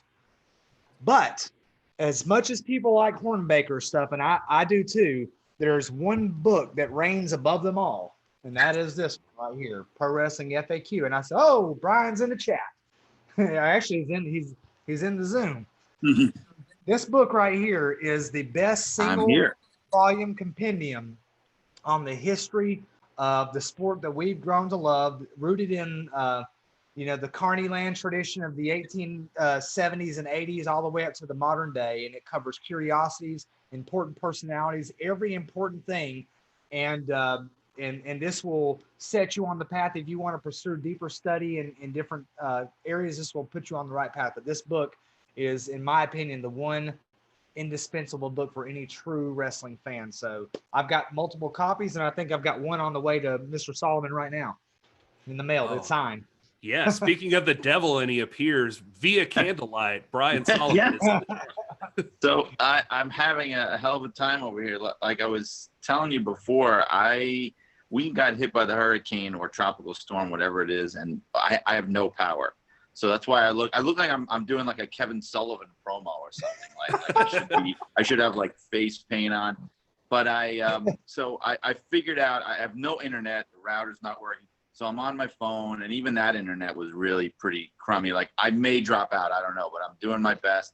I hope you can see and hear me okay. Yeah, you sound fine, man. Okay.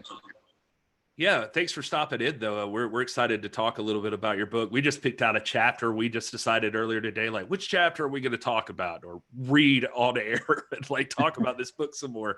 But yeah, we kind of figured we'd get into the 80s stuff. But I am curious before we do all that, like, what prompted this book for you? The Pro Wrestling FAQ. Like, what was it? Just that you felt like there wasn't enough of a reference to get everything all in one place? Yeah, I kind of felt, and it really was a weird thing to me. I felt like nobody, and I'm going to put myself over, I make no apologies here, but I felt like nobody had ever done a single volume, like one book, total, like everything you ever wanted to know about the whole history of wrestling and inside the business, just everything about it, up and down, past and present, in one book. And I think one of the reasons no one did that, I found out when I look at like the sales figures of my book, because I think that the best selling wrestling books are always the ones that are personality driven. Like those are the ones that sell like crazy. Like if it's somebody's biography or autobiography. So, you know, it hasn't set the world on fire. I'm not gonna, you know, as a book, but I'm super proud of it. And I really do think it's the best like one volume reference book on all of wrestling out there. And I love Tim's book, by the way. That NWA book, just strictly for the NWA itself, is incredible. Like he is a true scholar. I bow to him. Yeah, it's pretty insane, like how much stuff is actually in this book, and it makes me like I cannot imagine the note taking process, like how you even organize this. Well, can I tell you now? I'm going to blow your mind and tell you that I had to cut out 7 chapters, because because the word count. Like this is a book that I wanted to write for like 20 years, so I had all this stuff crammed in my head. I had been keeping notes. I was like, you know, A Beautiful Mind or something. Like I had all this stuff, just hoping I could one day get to do a book like this. And so there was too much of it. And so the publisher, because this book is like, it's part of a series, so it has to fit a specific format, right? So it has to fit a length and a word count. And the publishers were like, this book is thousands of words over, like thousands of words. So I wound up, I had chapters on the history of wrestling magazines. I had a chapter on wrestling merchandise. I had a chapter that was just about famous arenas, like all kinds of stuff like that, that I had to cut, and it broke my heart. I was hoping maybe to do like a revised edition one day, but it was a lot of work. Like the writing. Oh, sorry to cut you off, man. No, I was just going to say, I'm glad you mentioned that, because it feels like all of that stuff could fit in its own thing even, or something, just like these, I can't think of the word I'm trying to think of, but just these extra additions to wrestling lore, like the arenas, the merch, the magazines, that sort of thing. Yeah, totally. I mean, I thought like, I don't know, I was trying to do too much maybe, but I just felt like I was just glad to have an opportunity to even do a book like that. So I really just wanted to hit a home run with it and do something that I didn't think people had really done before, you know, just tell the whole story. And it's not just history, but just like every aspect I could think of, just like a chapter all about tag teams, a chapter all about managers, like getting into the creation of even the role of what a manager is, like just anything people would want to know.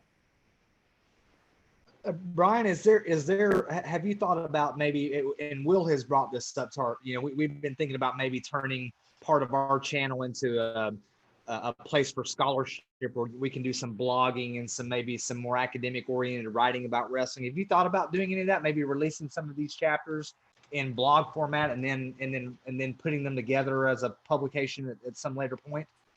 I thought about it. I did think about it, but what happened was I have so many other projects that cropped up that it always has kind of taken me away from it. Like I did another unrelated book right after that, non-wrestling related, that kept me busy for a couple of years. Had a baby, kept me busy for a couple of years. Now I'm working on a biography actually of the original Sheik. So that's been absorbing my life for like the past year. So I mean, maybe one day, but I have so much going on now with PWI. I mean, I'm like fully on the staff of PWI now. So I'm writing more about wrestling than I have since I worked for WWE magazine. So it's a good problem to have, I guess. I'm glad you got that in, because I just in case we do lose you or something, I wanted to ask you about that Sheik biography. How's that coming along? Well, I hope my publisher isn't watching, because I think I'm going to have to ask them for an extension, because there's so much time. Like, it's very time consuming, like if you ever wonder, like I did, I would think, why was there never a book done about the original Sheik? Of all the major wrestling stars, especially, like, everyone's had a book. Everybody that was a main event guy, has had a book. And I discovered why. Because it's really hard, because the guy spent his entire life hiding every aspect of his real life, even from his own family in a lot of cases. And so I've been really going crazy, and it's really time consuming. So I'm now in the phase of just outlining. I mean, I started in November, and I haven't even like written word one yet. I'm still in like research and outlining like what the story is going to look like. I think I'm probably going to start the actual writing probably by the end of the month. But it's been really interesting just learning something about somebody whose life is completely unknown to people. Like that's what I'm excited about with this book. Like with a lot of other wrestling bios, I feel like if you're a big wrestling fan, if you're like a real hardcore fan, you probably know a lot about the guy already before you even read the book. I feel like with this book, people that pick it up are going to really just be like, oh my God, I knew nothing about this guy's life. Even if I thought I did, like I knew nothing, He's a weird one. Like I thought I knew so much, or like I thought I knew so much about wrestling, but the Sheik is somebody that I didn't really know a ton about. But it feels strange ever since we talked on the show you did with us about the NWA World's Title.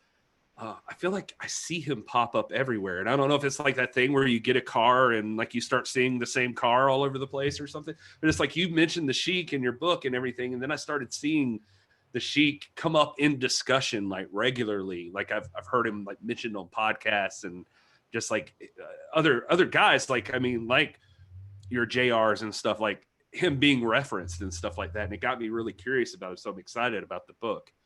Well, I just put it out into the ether, I guess. I don't know what else to say. The problem with the Sheik and his recognition today is that his company went out of business like even before the WWF expansion.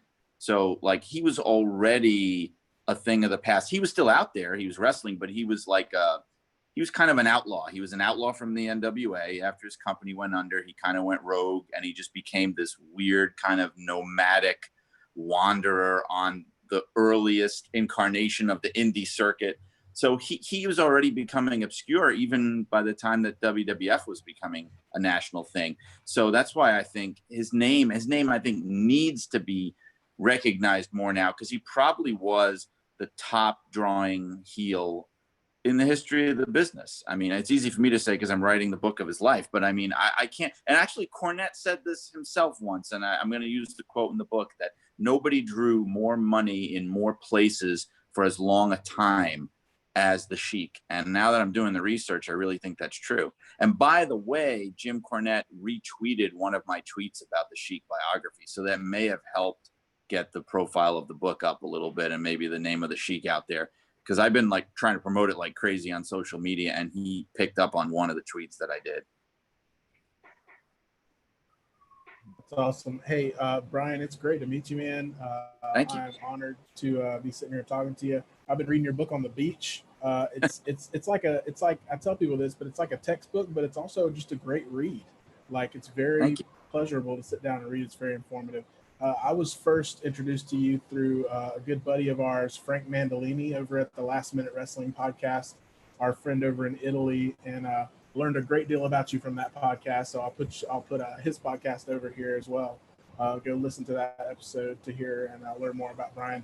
But the most amazing thing to me as a student of the NWA, the National Wrestling Alliance, was how you took the story of the National Wrestling Alliance and fit it into one chapter. How on earth did you do that? Because there are so many twists and turns. What was that process like, and what resources did you use for specifically the NWA part of your book?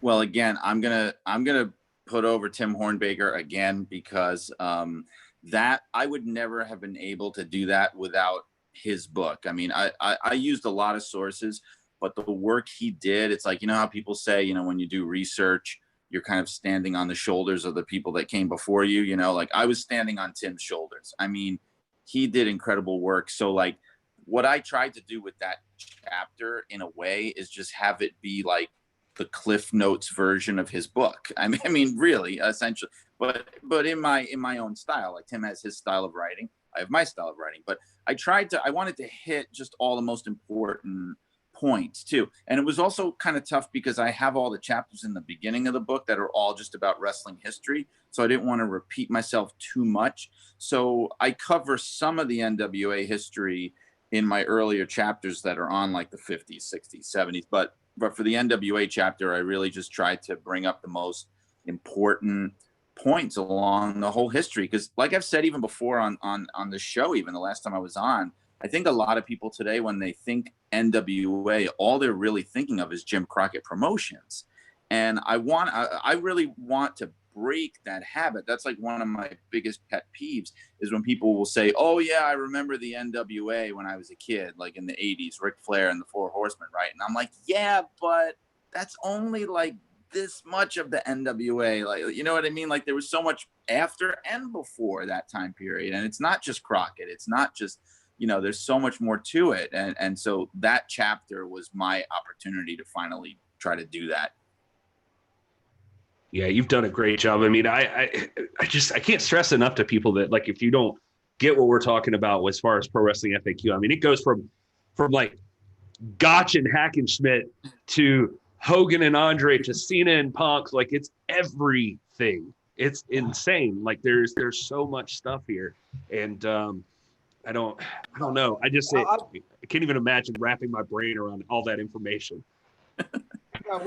We pride ourselves on this show as, you know, we consider this a more informed show, and we're trying to do something educational, and we literally refer to this book, gosh man, just about on every episode we refer to something in it. And when we debate, I will allude to, I said, well, if you go back to Pro Wrestling FAQ, he talks about, you know, Earl Caddick holding the title and then leaving to go fight in World War I. So like disruptions and defenses are not they're not a new thing. They happen from time to time in the currents of world history when unique things happen.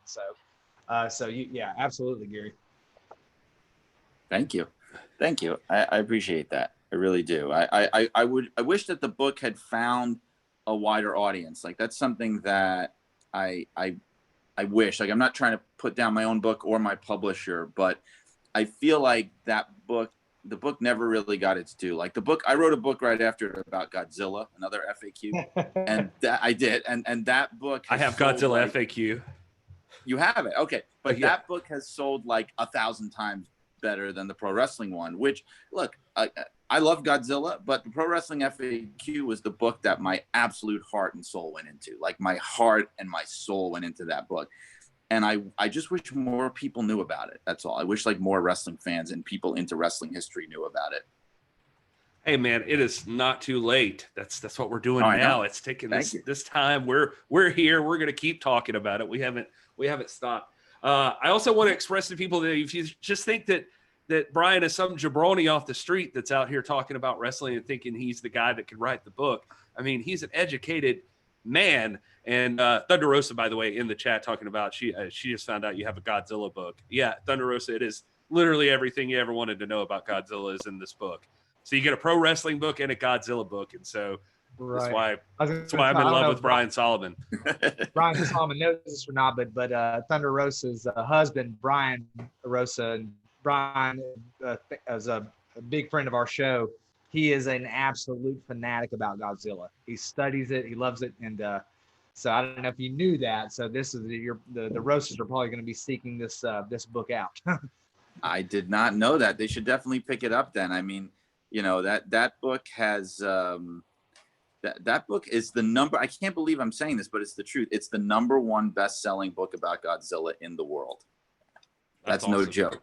Like I can't even believe it. I just went on Amazon the other day and I saw that it was ranked like at the top of some like fantasy film criticism category on Amazon or something. Like it never ceases to amaze me because that was the book like I said, I love Godzilla, but that book was almost like, yeah, all right, I guess I'll do a Godzilla book too if they want me to. Why not?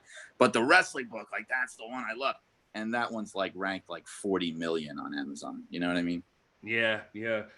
Where I was getting with that too was that, I mean, you've had experience in the business. I mean, like you said, I mean, so I think last time we talked, you were a contributor to PWI, but you said you're a full-time staffer now. Like you're actually with PWI. Well, yeah, I had been contributing on and off ever since I left WWE in 2007. I've been here and there, like an article a year, sometimes not even that, just here and there. But in the past year, I'd say since Stu Sachs has sort of wound down as their publisher, he's been their publisher now since the beginning of PW, well, since the late 80s.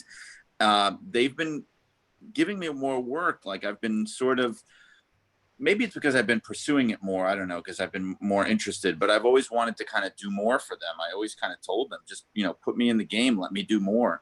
And I'm finally getting opportunities to do that now. I mean, it's a labor of love for me. I mean, nobody's ever going to get rich writing for Pro Wrestling Illustrated. But when I was in high school, because I didn't care about money, my dream was not to write for WWE magazine, which I wound up doing, even though WWE is like going to pay you a lot better. I didn't care about that. I wanted to write for PWI. So it's like this Mark's dream that I have, and I'm finally getting to do it. And not only that, but really getting to do things that I always wanted to see more of in PWI. Like I said, I'm finally getting this old school column because I felt like, okay, you guys have literally the greatest photo archive in the entire business. Like Pro Wrestling Illustrated, people, I don't know if people know that their photo archive is unbelievable. Like it covers like beginning to end all of wrestling history. And I said, I would love to see you guys do more with that. You should have, I'll do a column. I would love to, like, I'm the history nerd of all nerds in wrestling. Like I can just come to you and say, hey, like I did for this month, I want to write a column about Ray the Crippler Stevens. Like, what photography do you have of Ray the Crippler Stevens? And they'll be like, hey, we have all this great stuff. And then we put it together. So I'm going to get to do stuff like that with them now. So I'm super excited. And I did write a bunch of the PWI 500 entries. So I did probably 50 of them, I guess. Nice. What is the process for the PWI 500? No. Okay, bad question.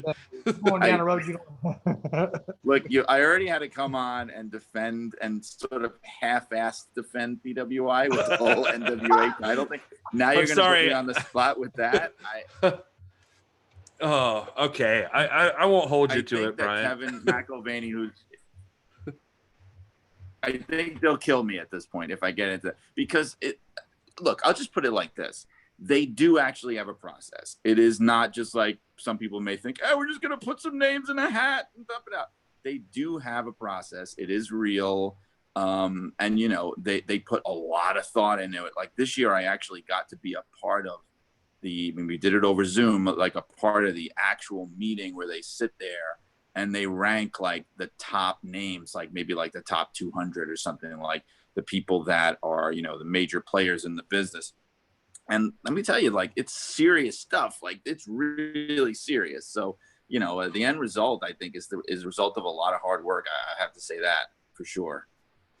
Don't you have a family? Like, I mean, because I'm sitting here thinking I can't imagine, like, when you've got to get together on, like, the PWI 500, there is so much wrestling in the world. And the PWI 500 is not limited to WWE. So it's like, right. You gotta know something about, I don't know if it's anything like I see like Meltzer when they have like the Observer Awards and stuff like that too. It's just like, the people that get to vote on that it's just, you have to know something about everything. And it just seems difficult. I don't know where you find the time. Well, remember, it's not just one person. So you've got like a team of guys. Like I would say it's probably like 5 or 6 people, maybe more, that are like chiming in and giving ideas and thoughts. And somebody might be a huge fan of Japanese wrestling, so they could bring that to the table. Or somebody who really follows Lucha Libre, they could bring that to the table.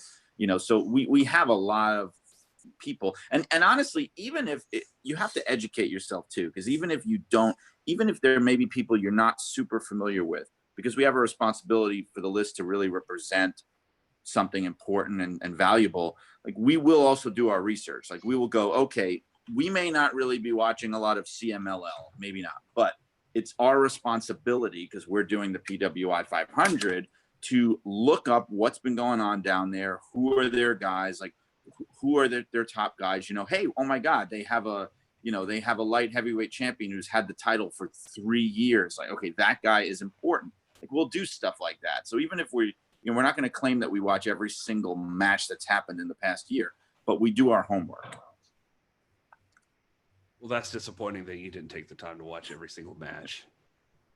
I'm just thinking, because I'm like, I know just up here in the Tennessee area, I live in North Georgia, and it's like this vibrant wrestling community of fantastic wrestlers. Like I think of Alex Taylor. He's one of my absolute favorites. This is a guy who, trained with Seth Rollins. He is an instructor at the Tried and True School with Nick Aldis and Tom Latimer. I mean, how does he, do they have access to a name like his? Because I've seen this guy work, and I'm a big believer in him. I think he's one of the big unsung heroes. And there, for every Alex Taylor, there's a 1,000 more out there. But he's one that I'm a really big fan of.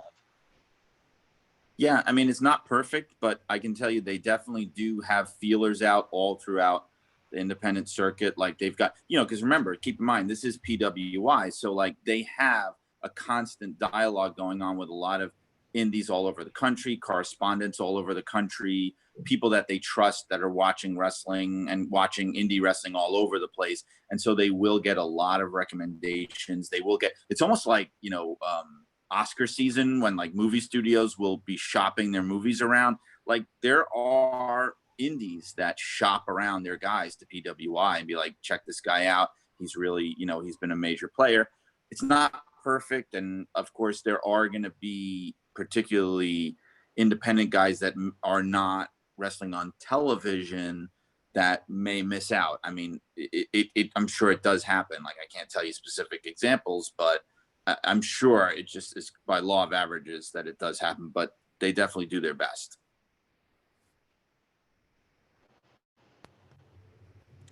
Sorry, I had my mic muted. I was trying to talk, and my dogs went crazy behind me. I had a guy at control, man. The guy next door to me has been chainsawing his tree for like the past hour that fell into his yard. So I hope you haven't been hearing that. No. I did want to, Brian, another thing that I think is worth mentioning, that something else you did recently was you did an interview with Bobby Davis that was really, really cool. And I think people should check that out. I mean, I honestly, just to be straight up, I didn't know who the guy was really, but he's like the OG manager, like the original from like the 50s and 60s. And he just kind of faded out of the business. It was pretty insane. How did you end up finding this guy? Yes, thank you so much for bringing that up, because that is something that I really have been working to connect with as many people online as I can. Like I posted it on Wrestling Classics. I put it all over social media, just because to me, as a person that's been interviewing wrestlers for 20 years and wrestling personalities, that was my holy grail. That was my absolute holy grail, because I knew about him from my dad. Because my dad was a wrestling fan back then when he was a kid. And Bobby Davis was this bizarre kind of character in wrestling history, because he became massively huge as a star. Like he was the Bobby Heenan of his time, but he originated the role. So there really were no what you call like wrestling managers before, wrestling became big on television, because there was no need for a character like that. Like you had managers, but they were like real managers. Like they actually managed the careers of their guys. They weren't like screaming and yelling and wearing like sequin tuxedos and all that stuff. Like Bobby Davis invented that character basically.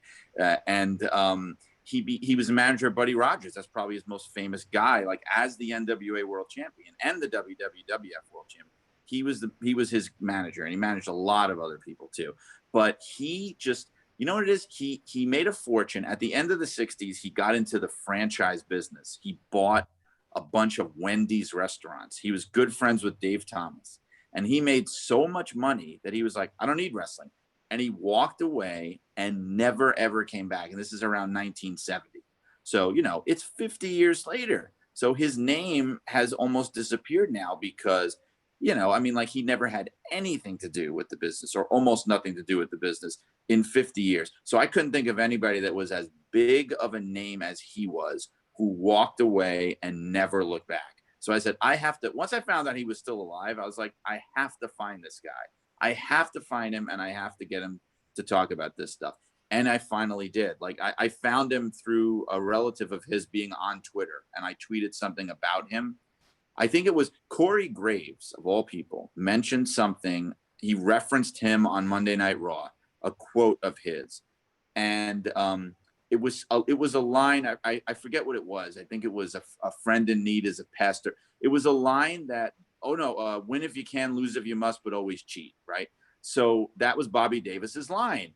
And Jesse Ventura stole it. And so everybody on Twitter was like ripping Corey Graves apart because they were like, who the hell is Bobby Davis? Like, that was Jesse Ventura's line. Like, did you mean Bobby Heenan? Who are you talking about?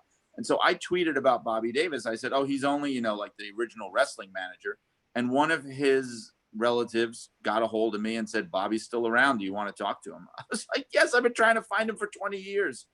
And we did it. He's in not great health, and it took a long time. It took like months and months of getting to know him, getting him to make sure he trusted me, and also because of his health, like he has a hard time talking for long periods of time. But we finally made it happen. I created a Patreon just because of this, and I gave it away on the Patreon as something just for people, because I couldn't bear like forcing people to pay for this, because it was just that's just, I'll never be a millionaire. What could I say? I just had to give this away. And people have been responding greatly to it, because I mean, even people who didn't know who he was, just because of the stories that he had. I mean, he was there at the founding of the WWF. He was there at Capitol Wrestling. He knew Vince when Vince was a child. Like, he knew Vince's father. He described to me sitting at a restaurant table with Buddy Rogers, like selling Buddy Rogers on why he needed to have him as a manager. Because Buddy was like, I don't need you. I could talk for myself. Like, I'm a great character myself. I'm not some boring vanilla guy that needs to have somebody like you. And he sold him on, this is why you need me. And it worked. Like, just incredible stuff like that is in this interview. So yeah, I really hope people will check it out. It's on. Yeah. No, I was just going to say that's definitely why I brought it up, because it was just like this lost piece of history. It felt like, like I said, I mean, I'm by no means the ultimate scholar on wrestling, but I had never heard of him really. And so when that happens to me, I'm like, come on, how have I not even heard of him? I was like, this is a travesty. This guy's not just regularly discussed. So A, it's really cool that you got him. B, it's super impressive that Corey Graves was referencing him. I know. I was impressed that he knew, and that got me talking too, because I gave him props. I was like, props to you, Corey Graves, because the name of Bobby Davis is just not mentioned anymore at all. I mean, Bobby Heenan not only was inspired by him, but got his name from him. So Bobby's first name was actually Ray. And when he became a manager, everybody was like, you should call yourself Bobby, because when people think of wrestling managers, like, they think of the name Bobby because of Bobby Davis. So that's why his name became Bobby Heenan. That's pretty interesting. Now, so why do you beat yourself up by going after these people that just disappeared off the face of the earth and nothing was written about them? You could just, like, John Cena's still out there somewhere. Like, Man, if you, like I said, I will never be Undertaker. Yes. See, this is why I'll never be rich from wrestling. That's it. Like, let me find this guy that 10 people are going to be super excited to read about. It's just crazy to think. I'm waiting about, on the book about the madman Cliff Speck, man. He was phenomenal. There's like 3 of us that love that guy. So you got to write that. Lost me there. I just made it up. I'm just okay. Well, he was testing you to see if you're going to be like, oh, I know him. He's my next door neighbor. Yeah, I know. You're trying to trick me. You wanted me to be like, yes, Cliff Speck was one of the finest I'm doing an Mid-South article on the. Yeah. There was a Cliff Speck who used to play for the Atlanta Braves, but he never wrestled. Oh man, Brian, I don't want to keep you forever, but this has just been super interesting. Like we were going to be talking about the 80s stuff, but it's just been more fun talking to you about wrestling in general. And you're covering a lot of the things that I wanted to talk about, like as far as like the interviews you've done, but I wanted to establish that with people that you've had experience with this stuff. You've had time in WWE, you write for PWI. I mean, you told me, didn't you have a limo ride with Vince McMahon? Like you got to hang out with him for a day? Got stuck in the car with him, didn't you? Yeah, I was. It was an interview for the 10th anniversary. This is how long ago it was of Monday Night Raw, and because my boss at the time in our department was Shane McMahon, he set it up. He made it happen. He brought I drove into New York City to the New York sales office of WWE, which is in Manhattan, where they sell the ads. And Vince was having a meeting there. So I didn't drive there actually because I got in the limo, but I took the train there. I met Vince. Shane was there. He made the introduction. I just got in the limo with Vince McMahon. It was just me, Vince, and the limo driver. And we drove from Manhattan to Stamford, Connecticut in insane traffic. So I was probably in the car with him for like 3 hours straight. And then we drove to the photo studio and did a whole photo shoot together, just me and Vince after that. So that was a day. Yes. I'm always curious. I have to ask you this too, just while I'm thinking about it. As a guy who's written a ton about wrestling and on wrestling, I'm always interested to find out, have you pissed anybody off yet with something you've written? Well, Vince did tell me I had to take my head out of Dave Meltzer's ass. So I guess that's a yes. That was a different time. That wasn't even that time. That was another time. That was in a board meeting in front of a lot of people. So yay. So I guess I have. I don't know. I'm really, I don't know. I'm pretty easy to get along with, but there have been a couple of things over the years. Like I think one time I wrote a column when I was at WWE.com there. Shane had a big meeting for all the writers at WWE.com. And he was like, I want you guys to get controversial. Like I want you to think outside the box and all this stuff. And so I actually wrote a column all about, it was called Shut Up and Wrestle. And it was on WWE.com. And it was about how, this was during the era of like every show opening with like a 30-minute promo, right? And I was like, there's too much talking on these shows and there's not enough wrestling and it's boring and nobody wants to watch Triple H talk for 20 minutes straight. And it made it to the website and everybody was like, is this guy fired? Like, does he really work there? Is this a work? And all it was that nobody was watching what the hell we were doing. It's as simple as that.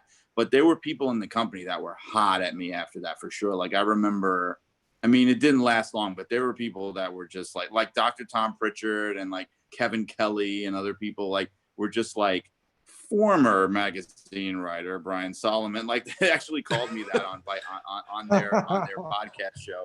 But I survived it somehow, and I think it was just because everything we were doing was so far under the radar, like on the website and in the magazine back then. I mean, people don't realize how under the radar we were. I did an interview for Raw magazine with Randy Savage. Okay, Randy Savage. And it was when he released his rap CD, if you remember that. It was called Be a Man. Oh, yeah, it was a rap album. So this was after WCW was gone. Like, he was basically retired. It was like 2003. And he could not believe it. He was like, does Vince know that you're on the phone with me right now? And I was like, no. And he's like, oh my God. Because, like, he couldn't believe it. But it was just as simple as, we were too dumb to know what we weren't supposed to do, and nobody was watching what we were doing. Like there was no master plan. So it actually made it in print and everything, and it was the last time that Savage ever spoke to any employee of WWE. So like that's the stuff that was going on. Oh, that's crazy, man. It was nuts. Yeah, because he would not be somebody that they would want me talking to. Let's just put it that way. I don't know how much you guys know, but we'll just leave it at that. Well, I've heard the rumors, but I don't. Yeah, they're true. Okay. Oh, nice. Yeah, I don't know what you're talking about, but whatever it is, it's true. Another obscure guy you're doing interviews with. Who's ever heard of Randy Savage? Yeah, I know. By the way, he was a Sheik protege. He got started in Detroit wrestling for the Sheik in the 70s. Nice. Have you thought about have there been any talks at all with an update on this? Because this is 2015, and to me, like this is great textbook material. And 5 years seems about right. You know, there's been the landscape in wrestling is completely different now than it was 5 years ago, and there's a lot, especially on the new iteration of the NWA. It'd be neat. Have there been any talks of that? I know this was a part of the series, so. Yeah, well, as soon as the book came out, because, you know, it takes like a year between when you're done writing it and when it actually comes out. I was already kicking myself because between the time I finished it and the time the book came out, there was Lucha Underground, there was the Women's Revolution, and there was NXT, like actually becoming a major brand on the network. And none of that is in there because it was too late. So and now, I mean, God, I could revise my whole NWA chapter for sure. But I don't know. I mean, one of the things that might prevent it is that the company changed hands. The company that puts out that series got bought out by another company, and they're still doing them. But I don't know what interest they're going to have. I don't know if they've ever done any revisions of any of those. I'm doing more books for them, again, non-wrestling related, like other FAQs down the road. So I might mention it to them. I don't know, as a thought of just my dream of not only revising it, but adding those chapters back that I had to cut out.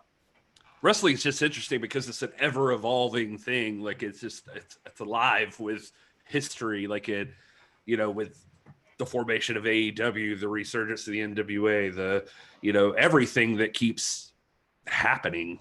So it just never stops. So it's kind of interesting. Godzilla gets a movie every so often. I mean, he's a little more popular right now than he used to be, but I know.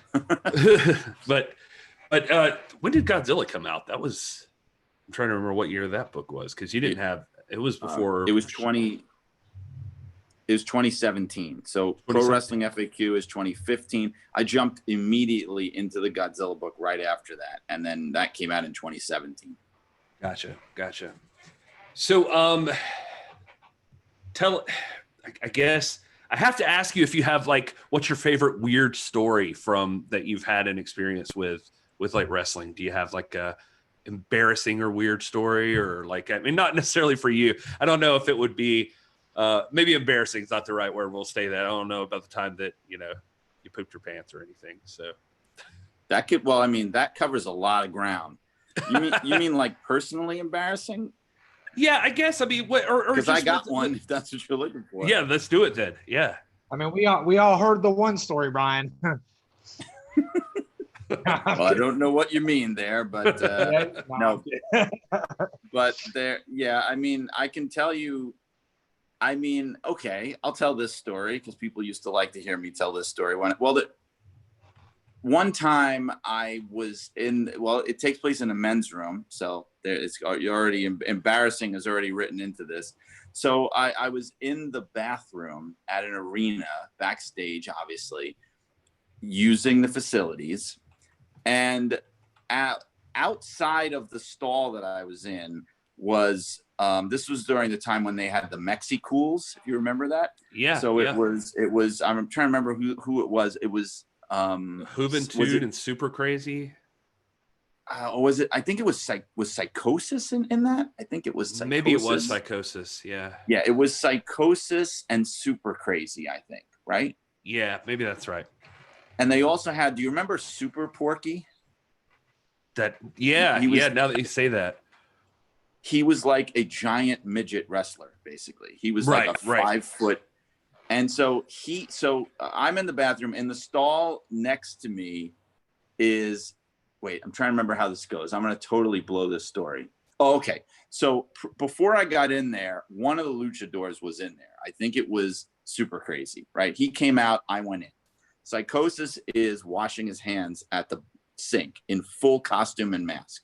Now, he doesn't realize that Super Crazy has left the toilet stall and I am now in the toilet stall. He thinks it's still Super Crazy.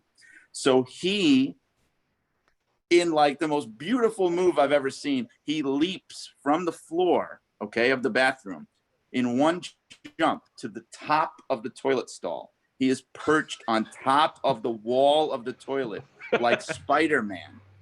And he's looking down at me. And for a split second, like he doesn't realize who's there. And he just starts like speaking a mile a minute in Spanish. I can't understand a word he's saying. Like just, and he's in like his whole like lucha mask and gear. And I am like full on like doing my business in the toilet stall. And I just completely froze. And like he didn't even apologize. He just like matter of fact, he just, once he realized it wasn't super crazy, he just jumped down and left. And I'm just sitting there going like, how is this my job? You know? So that's probably one of the most embarrassing moments. And now I've shared it with you. Oh, that's perfect. See, that's exactly what I was looking for. The chat helped us out that it was Juventud Psychosis and Super Crazy. Okay. But it was definitely, Psychosis was definitely the one, because I will never forget looking up and seeing that mask and him screaming in my face in Spanish. In that moment of all moments. Yes, that was one for the ages. So I got stories like that. No, that's what we're here for, man. You gotta tell us those stories. No, what got you? I'm curious though about you as a person. Like, what is your background like that got you into writing like this? That got you in how did it translate into wrestling? You know, like a lot of people probably, I don't know. I sat in the grocery store forever while my grandparents were shopping and read wrestling magazines and always thought it'd be cool to do stuff with wrestling magazines. But what's the step that got you into, you know, like where you were actually doing it? Well, I was in college and I had been a crazy wrestling fan probably since junior high school. And so I was in college and I was sort of figuring out what I wanted to do with my life. And I was majoring in English, you know, because again, I wanted to be super rich. So I was majoring in English and I thought, okay, I'm going to, you know, what am I going to do with this? Like, what am I actually going to write about? And just as a pipe dream, I thought like, you know, maybe I could, you know, I'll just maybe try writing about wrestling for the campus newspaper at Brooklyn College Kingsman. And I had a wrestling column in that paper. And I started around that same time I was covering indies for the neighborhood newspaper in Brooklyn, where I grew up, a totally volunteer newspaper. I wasn't even getting paid. I was going to local indie shows in like Brooklyn and Queens with a black and white camera, because that's what the newspaper, you know, wanted, their black and white film, and a stopwatch. Okay. Literally just begging the promoters to let me cover their shows, you know, which was free publicity. And the reason I was doing that was I was taking all the clippings that I could get and I was sending them out to all these wrestling magazines. And this is like mid 90s, right? And, you know, the thing about it was I got no responses, none, zippo. So after I graduated college, I was like, all right, I have to start like being realistic. You know, I got like a normal writing job. I was writing for, you know, just like this academic publisher.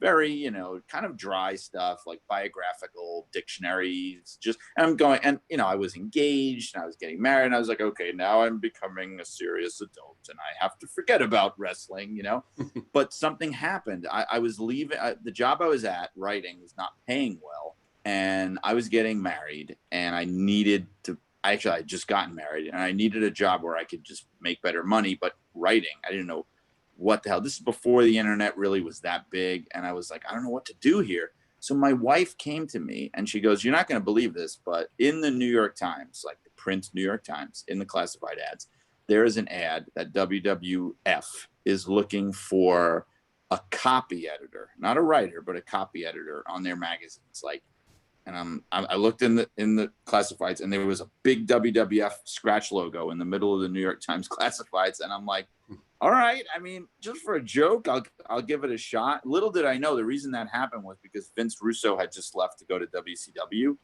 and he took part of the staff of the magazine with him, and there was a whole shakeup, and they were looking for all different people. So I applied just for the hell of it, you know, because they listed what their starting pay was, and it was more than I was making. And I was just like, all right, just like, what the hell? And I had to go through this crazy. First of all, I couldn't believe they called me back, which I never even expected to happen. Because I had forgotten about the wrestling. It was like, I'm ready to grow up now. I'm not going to obsess about wrestling anymore. Like, I'm moving on. I was like Bastion in the Never Ending Story. Like I had to like become an adult and forget about, the fantasies of my youth. And when they called me back, I was like, oh my God, could this really happen? And I wound up getting called in to be interviewed 3 times. So I had to drive to Stamford from Brooklyn 3 times, thinking like, at this point, I better get this job, like what they're putting me through here. And I got the job. And again, like I had given up on wrestling. I really just was trying to just make a living as a writer. And I wound up working in their magazine department for 7 years after that. That's crazy. Yeah. Man, And I have another bathroom story. I don't know why all my stories have to do with the bathroom, but Bring it. This shows you I was a shameless mark because like on one of the interviews that I went in, like I thought, okay, I'm not going to get this job. I went into the bathroom and I'm in Titan Tower and I'm just going like, you know what? I'm taking a piss in Titan Tower. And even if I don't get this job, I'm still going to tell people I took a piss in Titan Tower. Like at least I have that. And, Right. and I just didn't expect to really get it. Even on the 3rd interview, I'm like, this is never going to happen. Like there's probably 1 million people applying for this job.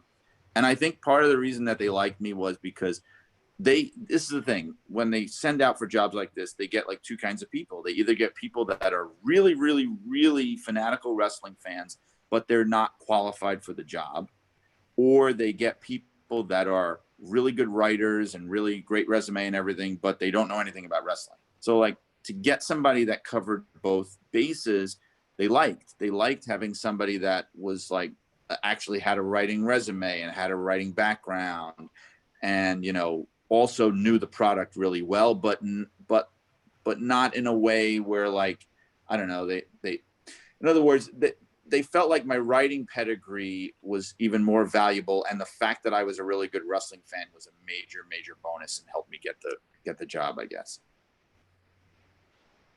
That's awesome. Brian, I wanted to ask you, being a wrestling historian, and we reference your stuff a lot, as we've mentioned, for historical wrestling stuff. I know you're also a wrestling fan, as you've mentioned, and just wanted to get your thoughts, with the full context of history that you have and that you have documented for us. What are your thoughts on the current wrestling landscape, especially during this pandemic and everything like that? What are you thinking about everything? Well, I mean, look, like with everything else that's been going on with the pandemic, it's all just very depressing. I mean, I try to put a positive spin on it, but it's been really hard. It's hard as a wrestling fan. I talk about this a lot on the PWI podcast too. In fact, I try not to bring the conversation down too much, but it's true. Even when you watch wrestling now, it's hard to get into still without the audience there, even though they've tried to remedy it by having, talent out there or kind of like pseudo fans or whatever it is they're doing. It just takes so much out of it. I can't tell you how many times. Well, first of all, you realize how much of a part the crowd plays now. I mean, like, I think we all knew that, but I think now it's got to be something like 80%.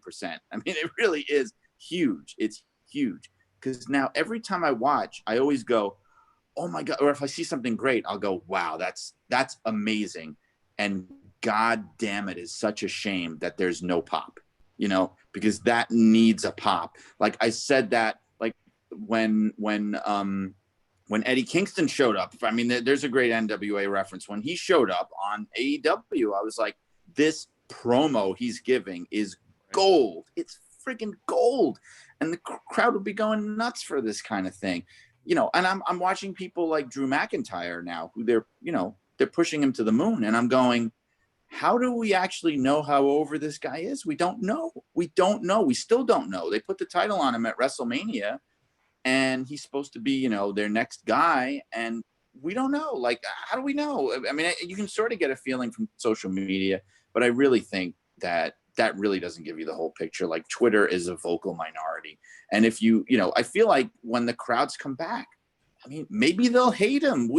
Maybe they'll love him. We don't know. So that has brought me down. Like I'm still keeping up with it. Of course, I always do, but it's tough. This is a very tough time for the business right now. I mean, obviously the NWA right now, they were off to an incredible new start. You know, I've been super excited about what they've been doing, and it is very frustrating to see what's going on right now. You know, there's a lot of good things happening, even with NXT and AEW. But again, like, it just feels almost like it's not real. Like, it's just, you know, okay, yeah, I guess wrestling is always pretend, but it feels like it's like more pretend. Like it feels like this is not. It's almost like a dream. Somebody said this. Somebody put this on Twitter. I'm going to put this in your head now, and you're not going to be able to forget it. That they wouldn't put it past WWE that when the pandemic ends and the quarantines and all that and everything, and the crowds come back and everything goes back to the normal or whatever it was. I already feel like I know what you're going to say, and it's pissing me off. Oh yes, that they're going to do like a Dallas thing where I knew it. Everything that happened it's Vince had a really bad dream and he woke up and none of it happened, and they just act like it never happened. Now, tell me that you can't imagine them actually doing that, because I can. I would be fine if that happened, but if instead of before the pandemic, they went back to 2015, and everything from 2015 has just been a dream, and they just started over. I wouldn't mind if they went back to like 1991, but hey, that's just me, you know. Whoa. A lot of what you're saying is resonating with me, because I think especially with like the NWA is, you know, I mean, power had become sort of the centerpiece of it, and in that there's such a relationship between the fans and the talent, and there's such an intimacy there.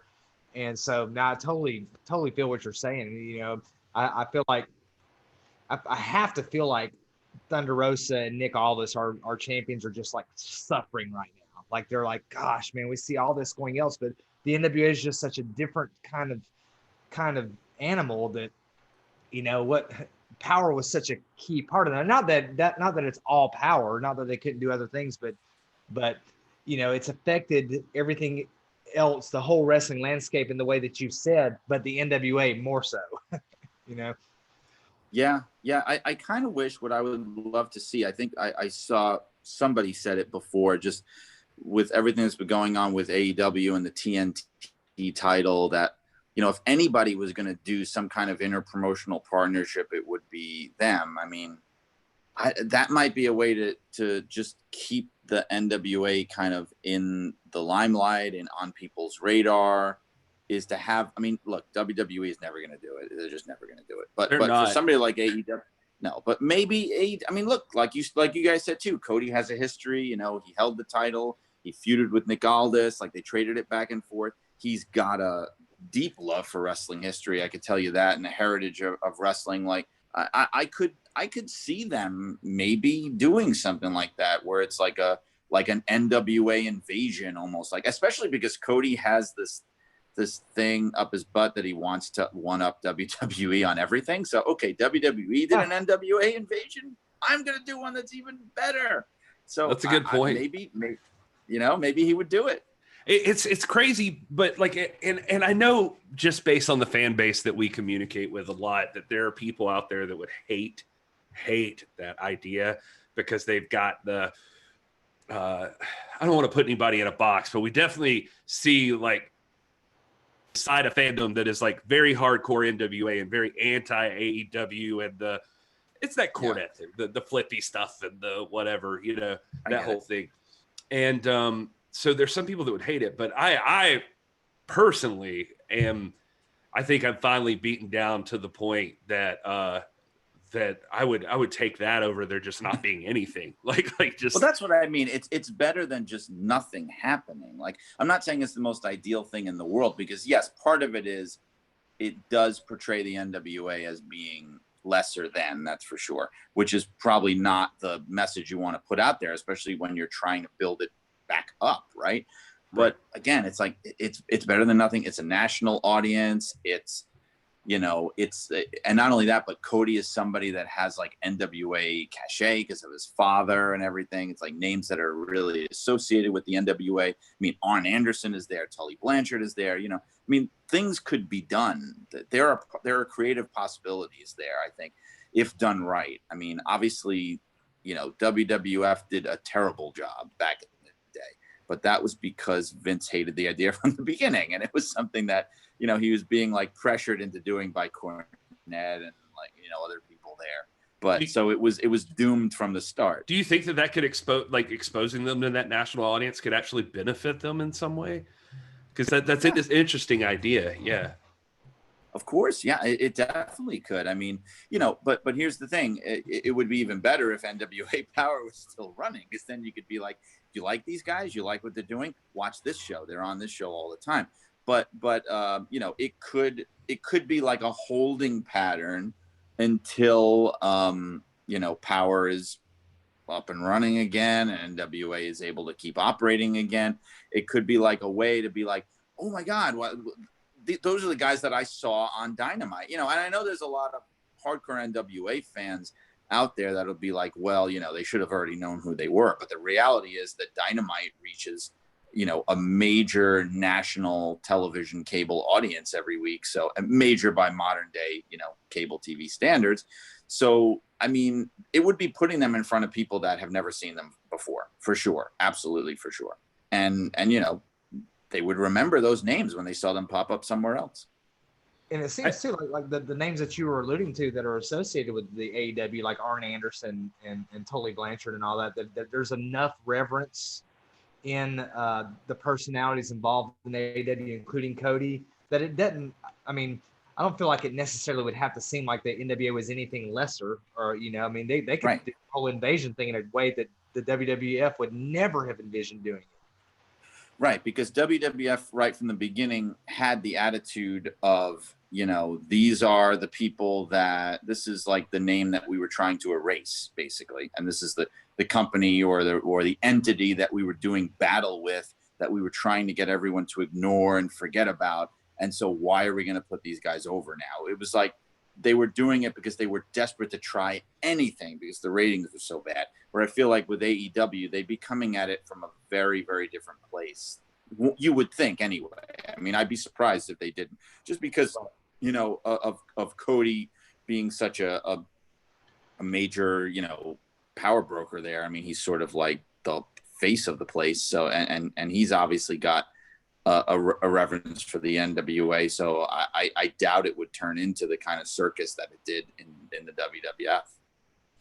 Brian, before you go and everything, and maybe if you have time, that'd be great too. I want to do something here. I want to say one thing. So just real quick, I do have time, but my phone battery is getting very low and I have no way to charge my phone. So I may wind up like I may drop out unexpectedly. I'm just warning you. Like I would, I'm going to have to like charge my phone in my car basically. So my phone might die soon. So I'll do my best. Okay, well, the reason I'm bringing this up is we usually will, around about this time, wrap things up with the podcast portion of things that we throw on the audio only, and we stick around with the folks in the chat room and do a little bit more chatting and just hang out with them and for the YouTube group. So go ahead and while I've got you here right now, tell everybody where they can find you online so you can at least get that over. Sure. Okay, so you can find me on Twitter. I'm Brian R. Solomon on Twitter. On Instagram, I'm Brian Solomon Author, and I do put a lot of stuff on there about my books. On Facebook, if you look up Pro Wrestling FAQ, this is probably the best place. There is a Pro Wrestling FAQ page where I talk about everything, not just the book, but everything wrestling related in my world. So any updates about the Sheik book, things like that, it'll all be there. I have a website too, but honestly, like, because I'm a cheapo and it's not the greatest URL, I won't even bother mentioning it. But if you go to my Twitter or my Instagram or the Facebook page, you will find the link to my website too. And that's the best way to find everything out about what I'm doing. Perfect. Rob, you're at, just so we can get more time with Brian, you're at R Stinson 4. Is that right? Yes, sir. Okay, and Will is at Hey It's Will with one L, and I am I am Matt. This is Gary Horn. The podcast is at the NWA Pod. If you guys are listening to this, make sure you give us a 5-star review. Make sure you come to the YouTube channel so you can hang out for more time with guys like Brian to hear awesome stories and just to just have good wrestling conversation. But to save his battery and to get some more time with the folks in the chat and the YouTube audience, we're going to go ahead and say goodbye to the podcast portion of the show. So until next time, enjoy your gravy cake. All right. So that's our closing for the podcast portion. So now it's just loosey goosey, whatever. I wanted to ask you while I've got you. So given that you can't see a reaction with like WWE and everything, like you were talking about, it was a big concern with me. It makes me like, honestly, you talking about the Drew McIntyre stuff is exactly what I think about all the time. Like, I wonder if he would still be the champion right now if the crowd were there to react to it, if like Vince would have like panicked on him or not yet. What do you think about the Raw Underground that just happened? What do you think about this? It just felt like all of a sudden, just like what just happened here? So I never subject myself to a live three-hour viewing of Monday Night Raw. I always DVR it and get through it in about an hour and a half. So I haven't seen. I started watching it this morning. I have not seen the whole thing yet. I didn't get to it yet. I did see a lot of posts about it on social media. So I guess, is this sort of like fake Brawl for All? Is that kind of what it is? Yeah, there were rumors beforehand that it's funny. I think who did I see it with? It was Brian, the Pro Wrestling Observer guy. I just forgot Brian Alvarez. Yeah. Yeah. He was saying, he was like, he had put out there or said something about rumors about Brawl for All was coming back. He was like, I've heard rumors about Brawl for All. And then he was just like, later on, he was like, nope, spoiler alert, fake Brawl for All. Yeah, anybody who saw the Dark Side of the Ring episode on Brawl for All, then you already know why that should never happen again. I mean, never. That episode was right. It was one of the worst ideas ever, and it was basically just to make Vince Russo, happy. It was a really weird thing that they did, and I will say this: just when I heard people saying, "Oh, Shane McMahon has this idea to do this MMA style thing," I thought, oh, okay, yeah, that definitely jibes, because I always remember that first of all, he's a huge MMA fan. I don't know if that's public knowledge or not. Maybe it is. I don't know. But I felt like when he left originally, it was supposed to be for something regarding MMA or something, wasn't it? No, he started a video distribution company in China that was going to be like distributing movies and things to China. And I don't think it was MMA, but I remember when I was there, he was always on. He always had these MMA related ideas, always. And like, he would always be trying to promote things. He wanted to do things with MMA companies, and it would always get shot down. He tried to he tried to get WWE to buy the Pride library when Pride went out of business in Japan. He wanted WWE to buy the library, and this was before they even had the network. So they were just like, why would we buy this? He wanted I guess at the time they had 24/7 the on-demand service, and he wanted to maybe put it on there. But so like, he's always been into this, this kind of thing, and wanting to do something related to MMA. So, it kind of makes sense that he would be the one pushing for this. That I know. Well, you saying that actually, when I was listening to obviously you'll hear me talk about it too much, but like I'm a big like Torch guy and Observer and stuff like that. I love that stuff. And Keller was talking about that he, when this happened, he was like, it tracks, because everything I've ever heard about Shane McMahon is that he just like constantly is throwing out these like big ideas, like maybe no short-term vision, like his rep is like no short-term vision, no like fundamentals, but he always just has these like insanely large ideas about what they should change and what they should do. Invasion was his idea. WCW Invasion was his idea. In fact, that whole thing is a big reason why he lost a lot of power within the company. I mean, he and Stephanie were like vying for power in that company as who's going to be the one that's basically going to take this over. Once upon a time. Now, that's not even a question anymore, but once upon a time, it was a question. And actually, the go-to guy was always Shane. I mean, the understanding was always going back to, I think, WrestleMania 10 was when Shane actually had graduated college and he was starting to work for his dad officially. And everybody was like, Shane is going to be the guy one day, just like his father and his grandfather and all that. And it went off the rails. At least this is my understanding of it. It went off the rails because of that. Like, he pushed hard for doing a full-on WCW versus WWF angle. And when it got so completely botched, he took the fall. And when that happened, he came off the road and he came to work in the office running like the corporate, not the whole corporate, but like he became a corporate guy. He was no longer a creative guy. And he literally got benched because of Invasion. And I don't think he's ever had as much power in the company again, because that was the moment, at that moment when Shane, Stephanie and Hunter sort of like started kind of taking over. And that was at the time that I was working for him, because I remember he was not thrilled, let me tell you, to be running WWE magazine. Like, that was not what he wanted to be doing. He did even, I mean, he started with WWE.com, but he was supposed to be doing bigger things, you know, and that's part of the reason why. But like you said, he had big ideas. He may not even known how to pull them off right or if they were going to work, but he did have big ideas. Yeah. It's interesting. I don't know if you've ever seen any of the blood sport stuff or whatever, or like Thunder Rosa mentioned in the chat earlier, was like Lucha Underground, like just the styles, like no ropes, there's turnbuckles, there's a mat there. Yeah.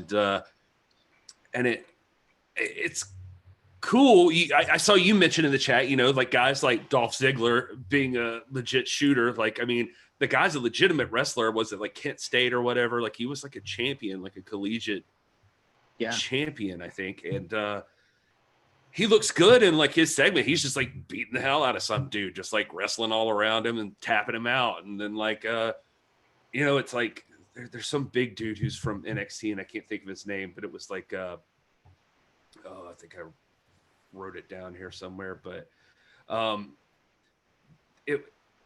it just I don't know, that the part about it that got me was, and I think I kind of talked about this earlier, is it's like it's always weird, and it was the same thing with Brawl for All. It's like, well, if you're going to portray this part as real, then I mean, part of wrestling is suspending your disbelief.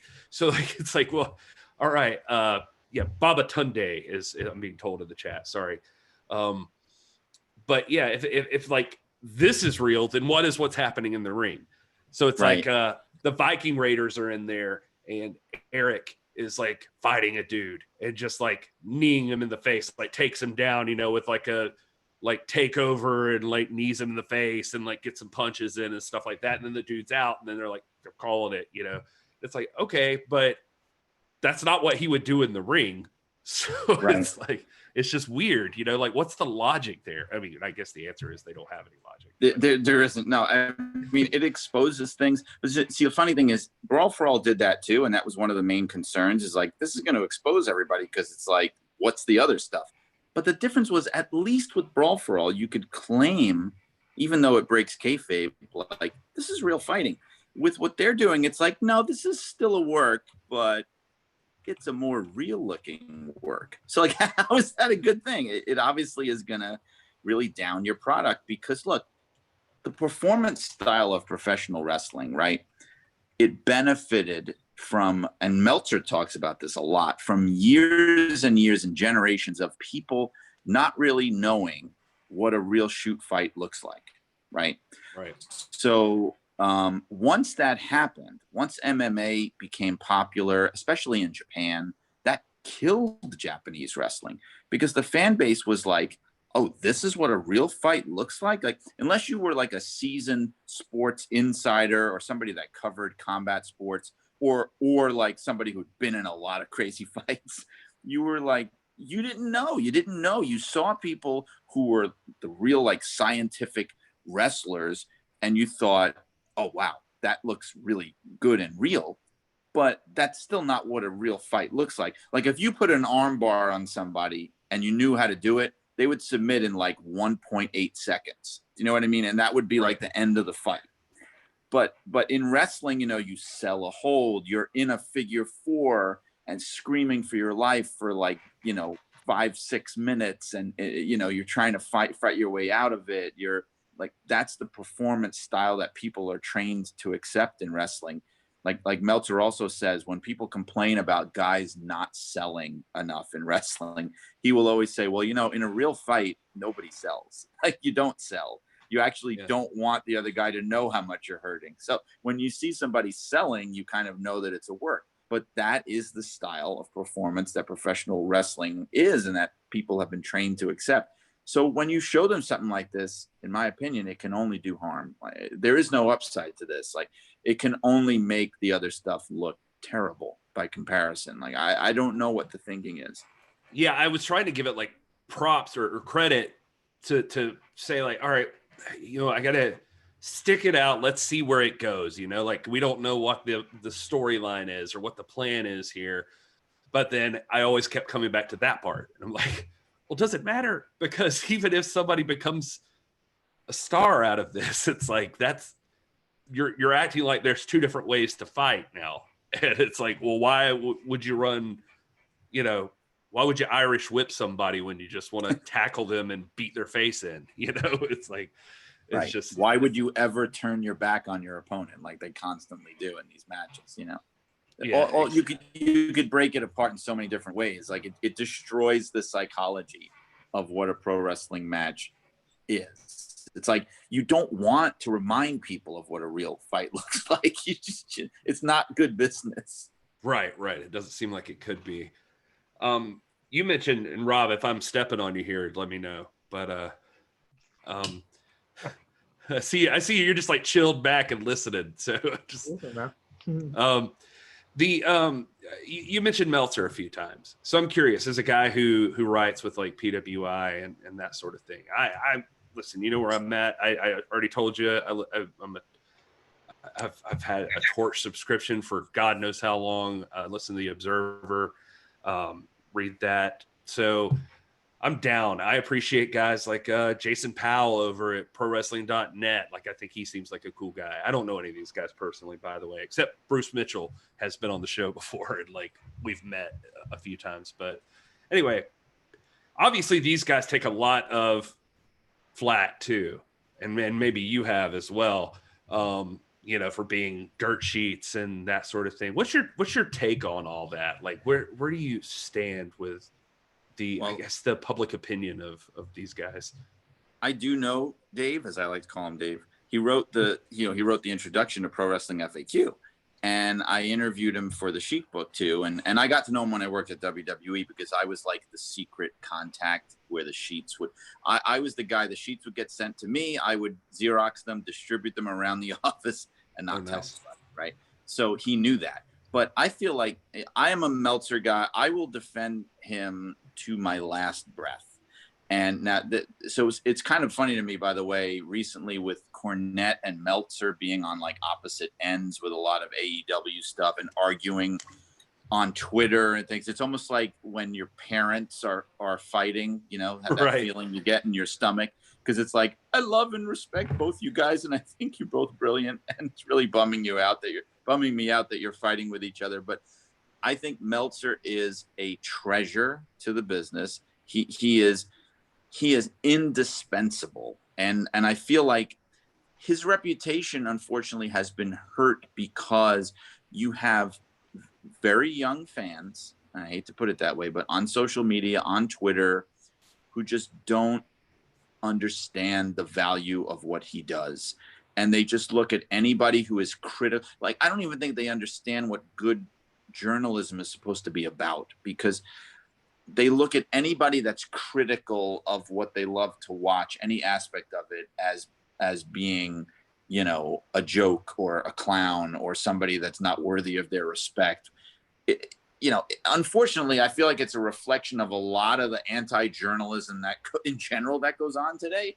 But what he does, I think, is very, very valuable. Like, from a historical point of view, from a journalism point of view, when he stops doing this one day, I think we're all going to notice how valuable he was, because nobody can do it the way he's doing it. Like, with the network of contacts that he has, with the insights that he has, with the people that report to him, and just everything. Like, he is, you cannot consider yourself, in my opinion, a truly quote unquote smart fan if you are not reading the Wrestling Observer. That's like saying that you're a Hollywood insider and you don't read Variety. You know what I mean?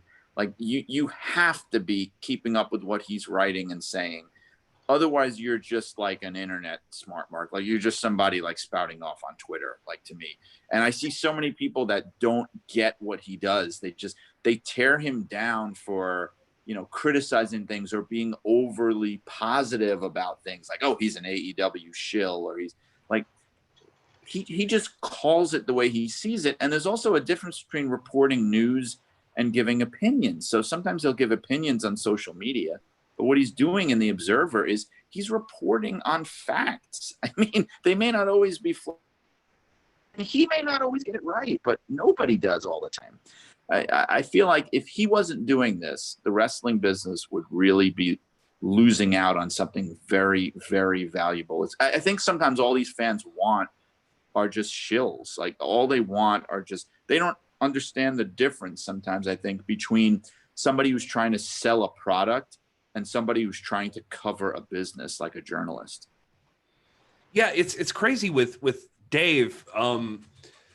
I wasn't always subscribed to the Observer. I've been a Torch fan longer. I don't know how that happened. That's the way it panned out. But when I finally came over to the Observer, it was because he has like a deeper back catalog of interviews and discussions and writing than Keller. You know, although they're close, like Dave started a little bit sooner. And I guess where I'm trying to go is like the time that I've listened to Dave or read Dave, I've seen him get it wrong like a few times, but it's like every time that it's happened has been either some stupid minuscule point that doesn't even matter to me. Like, I'm just like, well, okay, this is not a reason to totally discredit the guy that he missed like by this one detail or something. Or it's been like most recently, I remember there was like a thing about Seth Rollins giving a speech in the back to the people about whatever. And then Seth even like tweeted out like, well, he's a liar because I didn't give a speech to the back and blah, blah, blah, blah, blah, and all this stuff. And Dave came back and it's like, I don't know. He's like, I was told by these people that this happened, but now I'm being told by others that definitely didn't happen. I got it wrong. I apologize. That's my fault. That's on me. And I'm like, well, what the hell else can you do, man? Right. Like, I mean, he's not God. You know, he's not omnipresent. He doesn't see all and know all. He can only go by his sources and what he learns. And hopefully that he's doing his due diligence the way you should do and getting confirmations and things. And yeah, he's still going to get things wrong. I mean, I think that's the one thing that drives me nuts that people just don't get about people like him. Just because if he's getting stuff wrong all the time, that's a problem. But just because he gets something wrong, that doesn't discredit him in the slightest. I mean, newspapers have retractions in every single issue they put out. Every newspaper. You're right. It's just part of what they do. But see, the thing about the wrestling business, and Meltzer has been getting buried for decades because it's a business that's built on secrets and it's built on kayfabe and carny stuff. And the promoters never wanted fans to know the inner workings of the business. So like they're inclined to bury him. But I always feel like that's such a provincial backwater attitude to take, because like any sport, any entertainment business is covered in this way. You have things in Hollywood. You've had reporters since the beginning of Hollywood that cover the backstage gossip and the dirt and what's really going on. It's like, it's just part of the business. And the fact that the wrestling business, and they call them dirt sheets, that they've never been able to get with this, it's just such closed-minded thinking. And it just speaks to the fact of how carny they all still are. Like, they don't want you to know this stuff, and they hate anybody that will leak this stuff out to you, you know, and it's just built into their DNA. Yeah, I kind of get where some of it comes from. Like, it feels like guys like Meltzer and I know from talking to Bruce Mitchell, especially like a Bruce Mitchell, like he is constantly hammering in on, and this makes it sound like I'm talking about it disparagingly, and I'm not, but he's a lot more of, I don't know another set of words to use except social justice side of things, like the built-in inherent like racism that can happen sometimes, or he's talking about unionizing wrestlers, or these sorts of things. Like he writes a lot about, you know, like, hey, maybe you guys should at least make 50% of the profits that WWE makes, and you make about 10. And so and just that kind of stuff. So I could get why they like sort of hate these people still. Yeah. Oh yeah. No, I mean, they have the reasons like that. It's the same reason why, like, for example, they hate somebody like a CM Punk because he stands up for himself and he puts his own interests first, and he doesn't sacrifice himself at the for the sake of the business, which is like this virtue that they will promote and sell to people, which is really just a way to make sure that the fans don't get behind any of these guys when they go rogue. You know what I mean? It's like, you're not supposed to look out for yourself. You're supposed to sacrifice your body. You're not supposed to think of yourself. You're supposed to put the fans first and the company first. Like, that's the line they put out there. But if you're not looking out for yourself, no one else in the business is going to look out for you. So like, it's that attitude of like, they're trying to kind of shape the narrative here. So just like how they will bury somebody that's trying to report things they don't want people to know, like a Bruce Mitchell, or like get into social issues they don't want people thinking about, right? They will turn on anybody that tries to, you know, call out any kind of wrongdoing or injustice.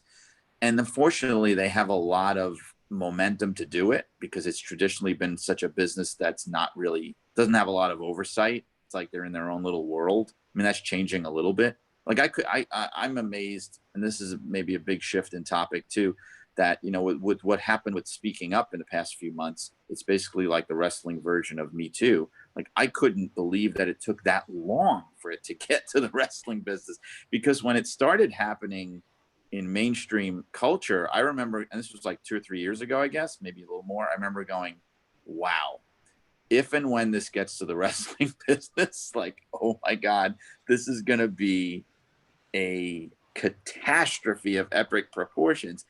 And it's a lot of people were annoyed by this. And I was like, I mean, is anybody surprised? Like, no. It just feels like this is normal. And I was like, the fact that nobody's really surprised should let you know that probably most of this is true. Like, it just is, the business is built on carnies, you know, like this is this business.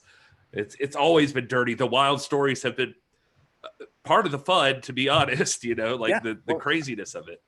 I said it on the PWI podcast too. It's like the thing, you know, we can't forget that for generations, look, there are people like people say nowadays, you know, for a lot of people, it wasn't a bug, it was a feature, right? There were people that got into the business. They didn't care about wrestling. Like, they probably weren't even fans, especially before the current generation, right?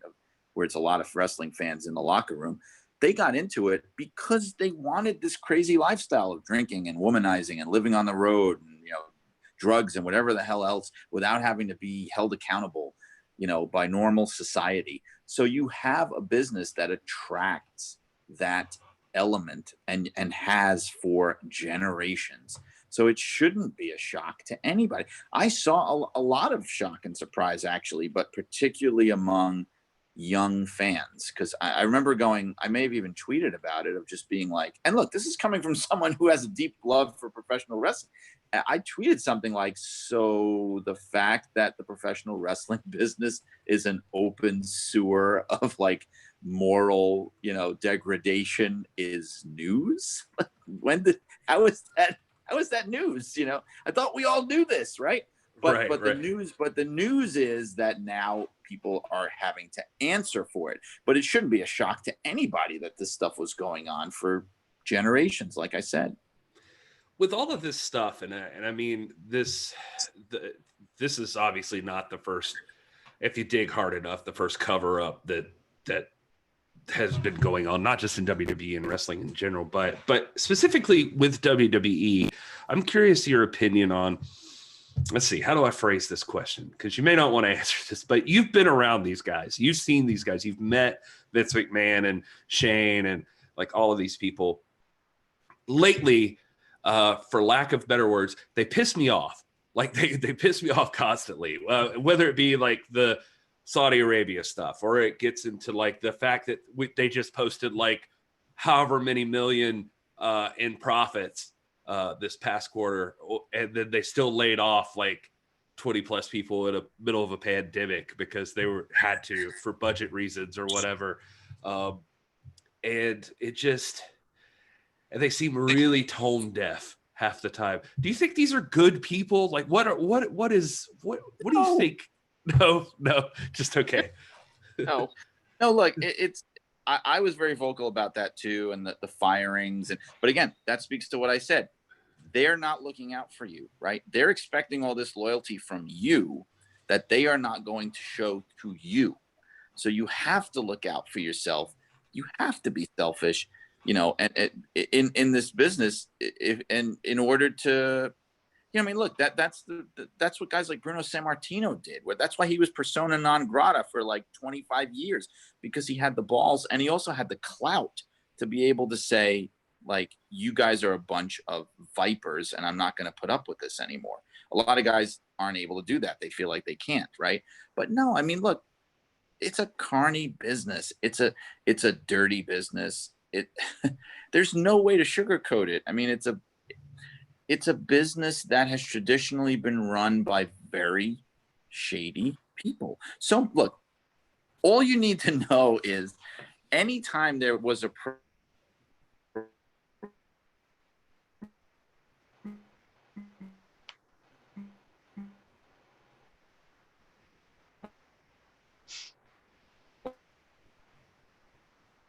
Did he freeze for you too? Yeah. I think the powers that be at WWE just WWE just cut in. They're like, nope. He dropped in with, here's all you need to know. And then just nope. Cut the connection. I know they have major stockholders in China and all. Oh, there he is. All right, sorry. Yeah, I thought the I'm phone worried died. about you, man.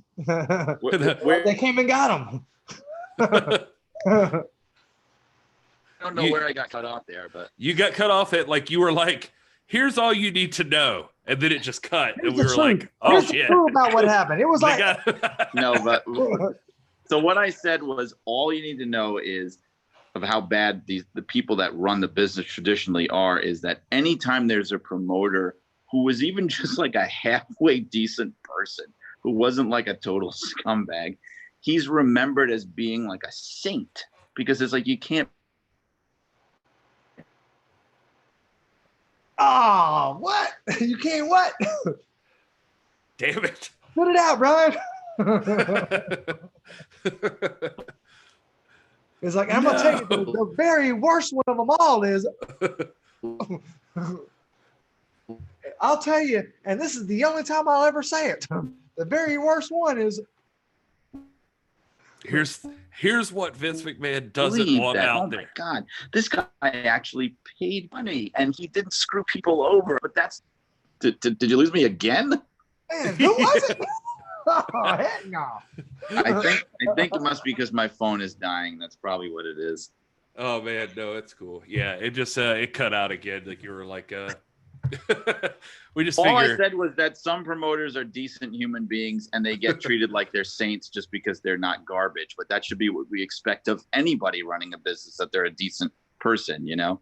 That's all I was trying to say. Right. So, well, Thunder Rosa, the future is in your hands with your promotion. We're counting on you to be a decent human being. Yes. Oh man. Well, Brian, I know your phone's acting up. If you want, we could wrap this part up. And Yeah, I should probably bow out and try to charge my phone in the car. all And right. hope that my power comes on soon. All right, boss. Well, thank you so much for being so generous with your time, man. We appreciate this. Hey, I'm just sitting here in the dark, so this gave me something to do. Thanks, guys. Perfect. You take care, Brian. Thank you again, man. My pleasure. Bye-bye. Bye-bye. I think we're alone now.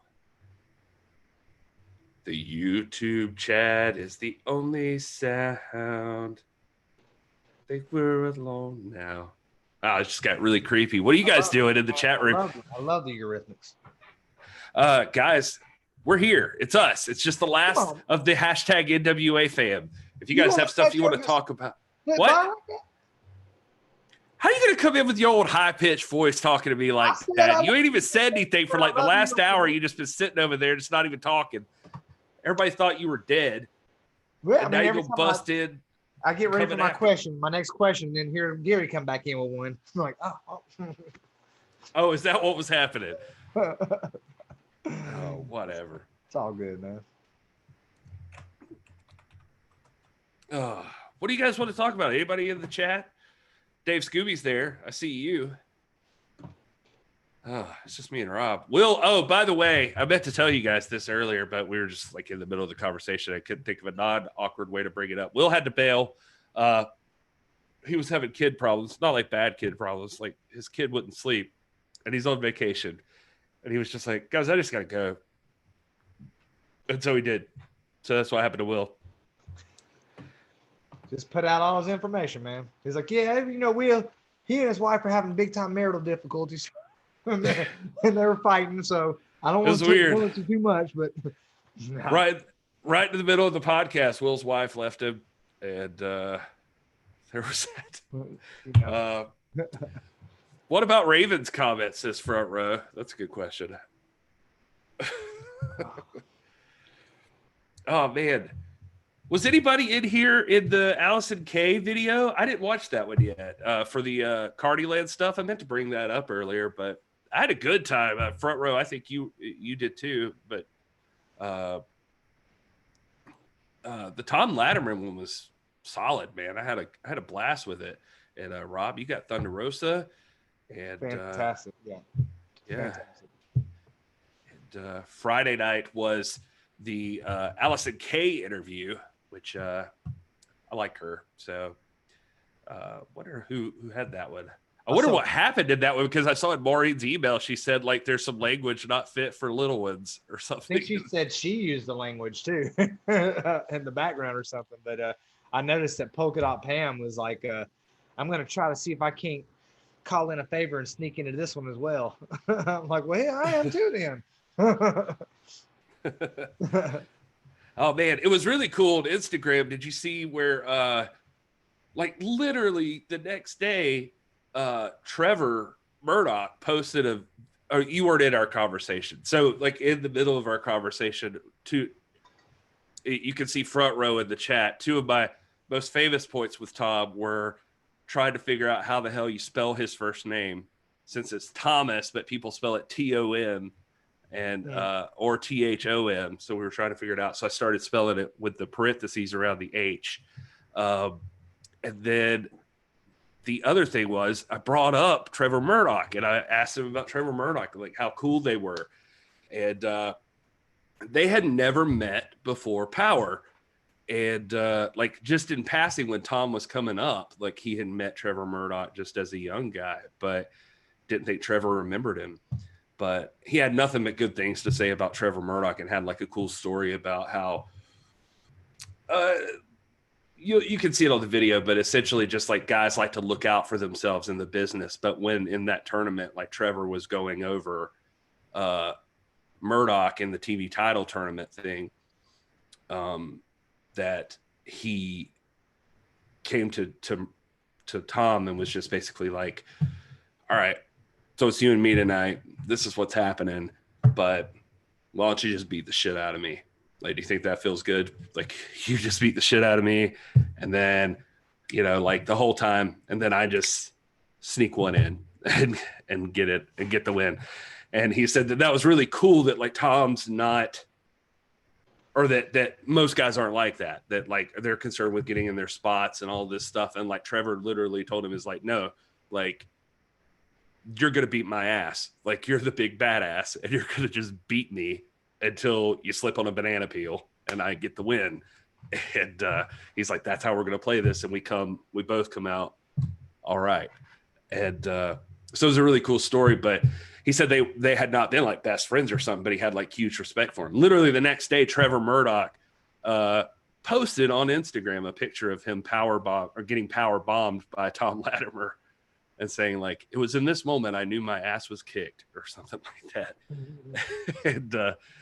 And I was like, hell yeah, I just asked about this match. This is awesome. But anyway, that was like one of my most excited for matches in Power, was seeing those two go at it, just because they just looked like they'd beat the hell out of each other. You go back and watch that match, Tom beats the ever living shit out of that guy.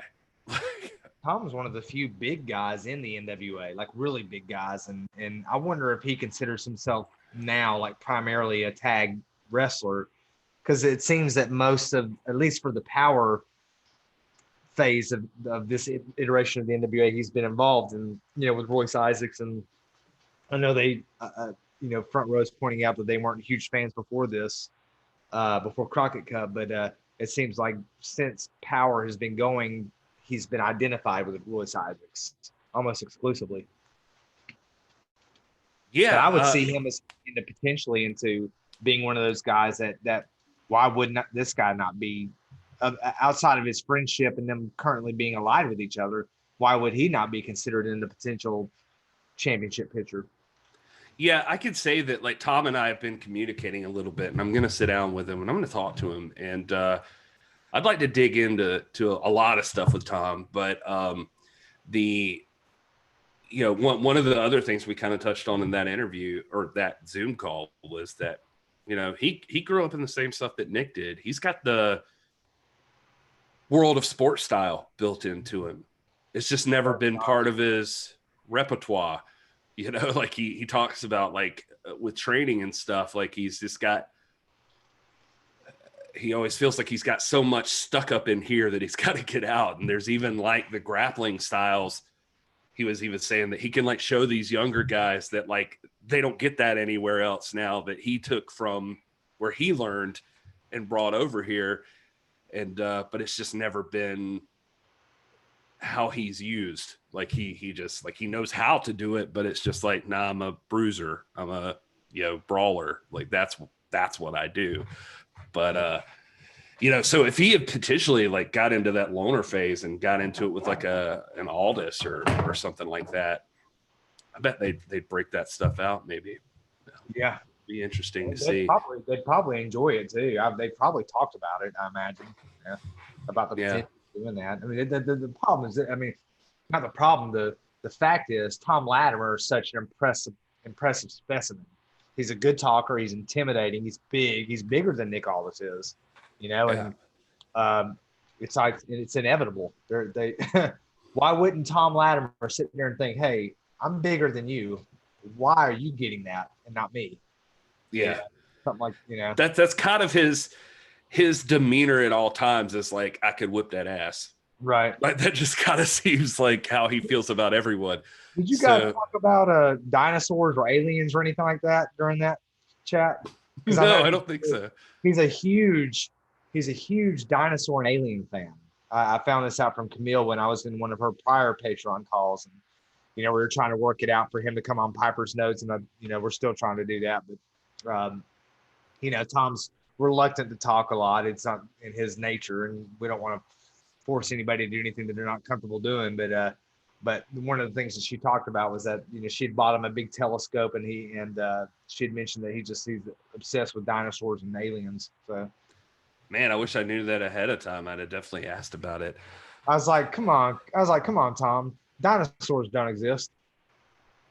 You would say that. I got a buddy down in Georgia too. That's a Georgia thing. My boy down in Waycross, I grew up with, like, popped that shit on me the other day, not too long ago. Just like, dinosaurs didn't exist, dude. I'm like, come on. He's like, think about it. Nah, it's not real. And I'm like, shut your mouth. Don't even talk to me about this. I don't want to hear it.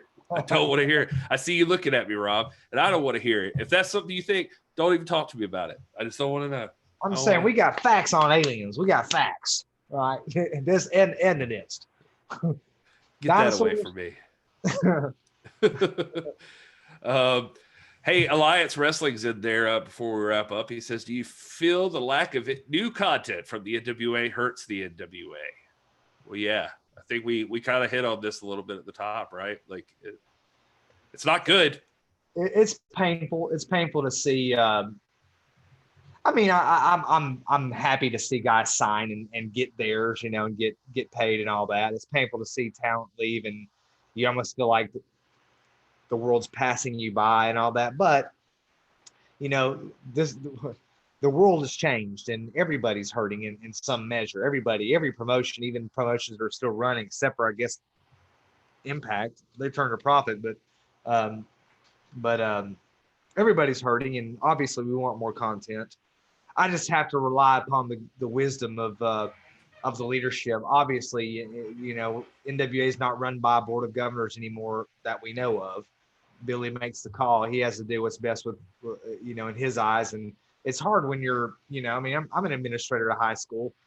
There's a landscape that you see that not everybody else does. I'm sure there are contingencies involved that he's considering that we don't know. And I trust that he's really got the best interest of the promotion at heart. I'm loyal to the NWA. I'm going to be here regardless. I'm not going anywhere, but, I'm also interested in people sticking with the NWA, and not everybody's like Gary or Will and I or Jay Cal, or the people in the chat. They want to see wrestling, and it would hurt to think that this delay and this radio silence is damaging the promotion, especially with a lot of our really key pieces moving. Because with Eddie Kingston, I felt Eddie Kingston was one of those core pieces that we really couldn't let go, and that they needed to make it worth his while to stay there. But again, there are things that none of us are privy to that we don't know. I mean, I know Jay Cal has a relationship with Dave Marquez, and he has information. Gary, you have a relationship with people, but beyond that, we're fans, and we're sitting here, and we're Billy keeps his cards close, and very few people are privy to what he knows and what he's thinking. But I think that the signals that we've been getting are that something's going to happen sooner than later. So Maureen told us that there would be new content coming out this month. So what that means, what that amounts to, I'm not sure, but that's out there in the interwebs. So yeah, I'm kind of with you. I mean, the thing is I get the frustration and I get the hurt. There are fans. I think there's a strong, hardcore fan base to the NWA. I think they know that. I think that there's still patrons to Carneyland. There's still patrons on the top tier of Carneyland. Yeah. So that shows there's a dedicated audience that is willing to support this as their promotion. This is like a grassroots movement behind it. So I'm not worried that like nobody's going to watch. I think that when it comes back, I think being scared of it disappearing is exactly the kind of mindset that like keeps a brand like WWE from ever having an off season, which they probably should legitimately. I know it sounds crazy to some people, but it's like, I sort of still believe in that philosophy of I forget who said it, but how are we going to miss you if you never go away? And it was like this at least rotate the roster or something, in the WWE, if it's the same people constantly year after year after year, like steady, like give these guys a break, let them rehab their bodies, let them rest, that sort of thing. And so I guess what I'm saying there is that I think the reason that doesn't happen is they're afraid that, like, for some reason, if they took like 2 months off, like say WWE just stopped for 2 months, they're afraid nobody'd come back. And I don't think that's true. I think that baseball does it all the time. I think that football does it all the time. I think basketball does it. I think every other sport does that exact same thing, besides like MMA, and those guys don't fight but like 3 or 4 times a year max, you know, any one person.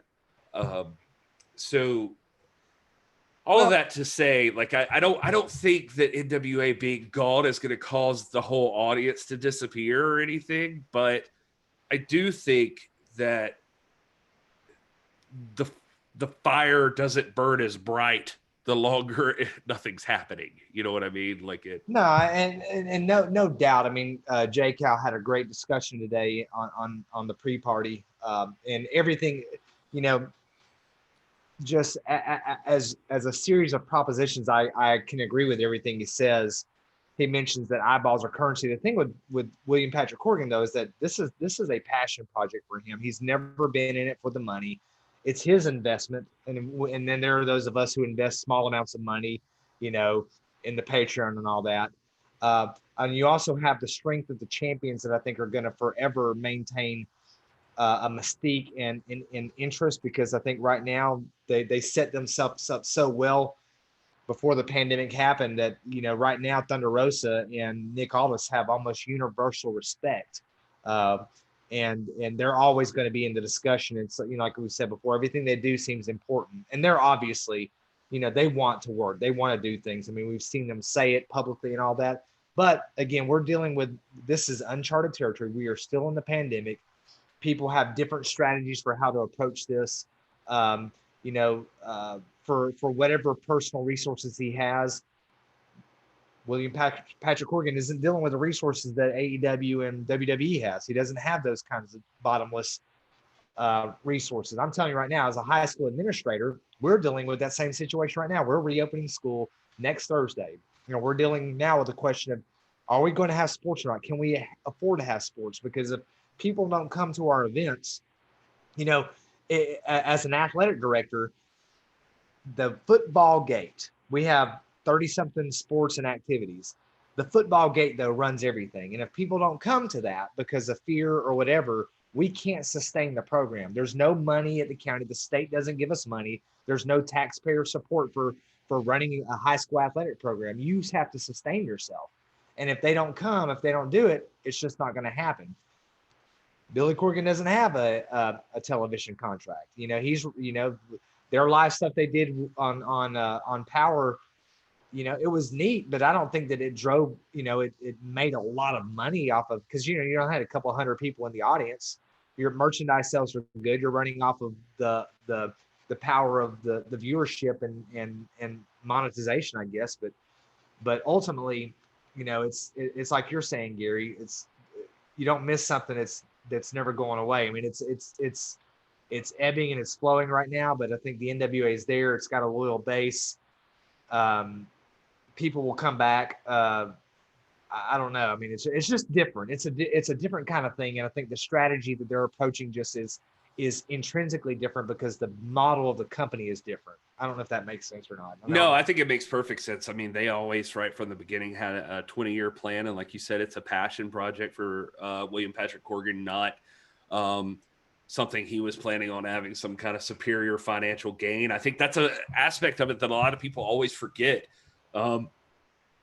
So, I mean, the alternative for him right now is he could have just, if he just lost that, he would just shelve the thing.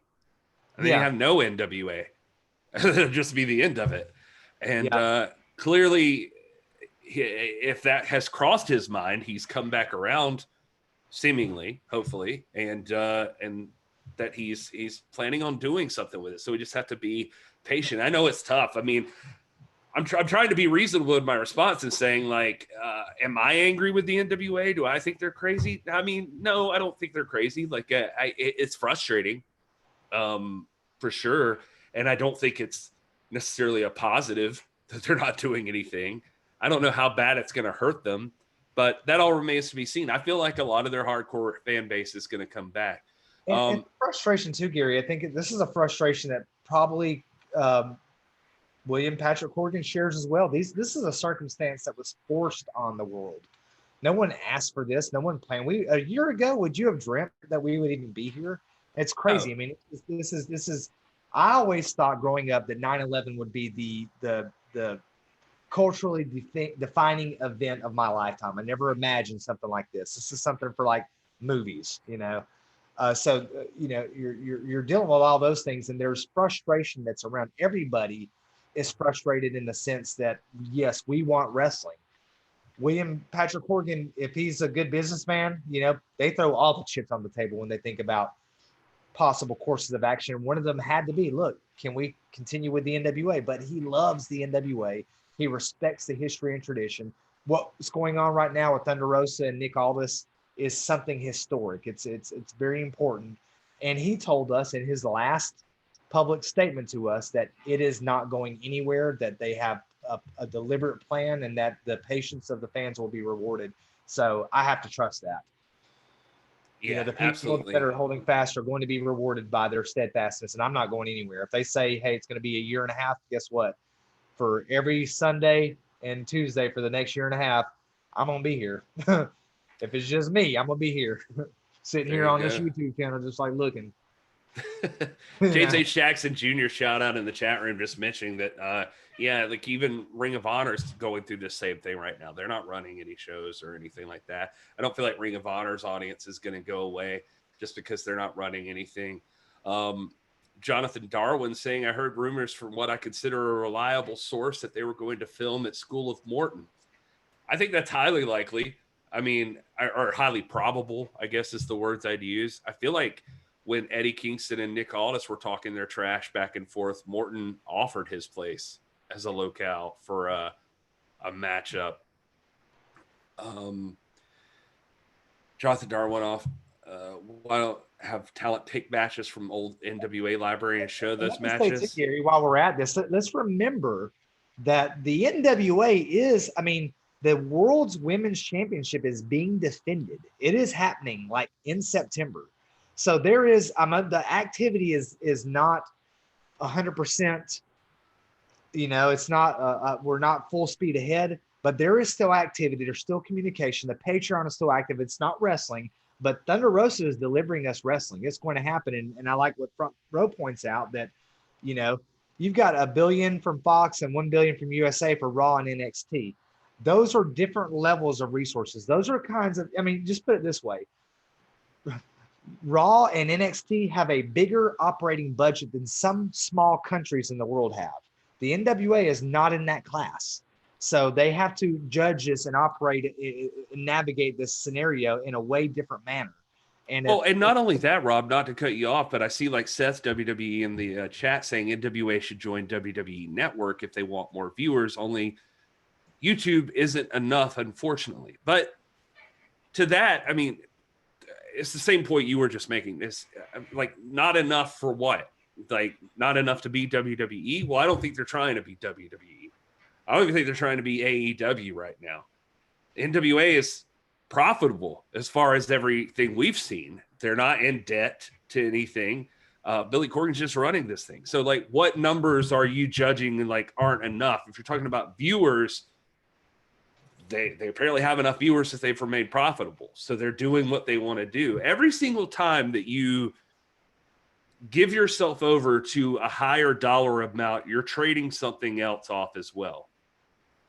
So every dollar buys another part of you, basically. So what Rob is saying, with like Front Row mentioning like $1 billion from Fox and $1.6 billion from USA for Raw and NXT, yeah, they got it. They're rich, and that's a whole different level. That's a whole different ball game. Also, that's why they're producing content right now. That's why they're out there, because they have to, because these networks own their asses, or at least could own their asses if they don't put out the content, because that's right. Part of the deal.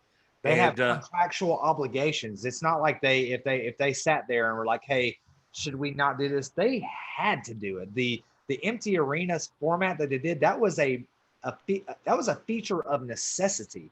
They were obligated to do it with money tied into it, or they might not exist anymore. So the beautiful thing about Corgan is like, man, he's got his money. This guy is one of the gods of rock. He doesn't need the NWA. He loves the NWA.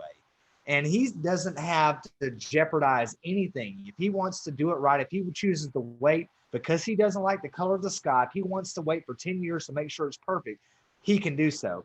Thankfully, he's told us that's not the route he's taken. He's told us that it's coming soon and the patience will be worthwhile. But, but it's just a different entity. When we're comparing apples and oranges, when we're comparing a company like AEW and the NWA, they're just different organisms, and we can't hold the same standard. And so when you toss out an idea like they joined the WWE network, sure, that gets you in front of more eyeballs, but again, that's almost a similar situation. It's selling to the WWE network is not going to put you on WWE network without taking a piece of you, at least a piece, a good sizable chunk of you. So, I mean, for NWA to join WWE Network, I guarantee you part of that discussion is WWE now owns the NWA, and that ain't going to cut it. That ain't going to get it for Billy Corgan. That defeats the whole purpose of his project. So I don't imagine I mean, I can imagine the discussions have happened. I can imagine that it's been on the table. I just can't imagine that they get past that part of it. Right. To Seth WWE's question, I mean, we know that there's a high level of reverence for the NWA in the WWE. We know that the original 10 pounds of gold hangs in Triple H's office. They respect the history of it. It's not like it was in the 90s with the NWA invasion angle where they wanted to bury that. And, like we were talking with Mr. Solomon earlier, the world's different, but the WWE it's a corporate state, and it has to first and foremost elevate the WWE, and they wouldn't be intelligent if they didn't do that. They're just different animals. They don't mesh that way. They're related, and there's we talk about Nick Aldis and Edge, very, very great deal of respect between there. Nick Aldis and many other personalities in the WWE have a great deal of affinity there, but as far as like a corporate model for going forward, they're just different. It's a different kind of thing. The NWA is built around the prize fight, the studio wrestling format. That's what it is. That was what it was when it was great. It's always been that way for the most part, and it's going to continue to be that way. And be patient. Just give it time. It's painful. We're all suffering. They're suffering. I promise you right now. If it were feasible and if he could do it, William Patrick Corgan would do it next week if he could do it and do it safely. But he's got to make sure, the buck stops with him. There aren't stakeholders, they're not stockholders, there's not a corporate board, there's not public traders. It's just him.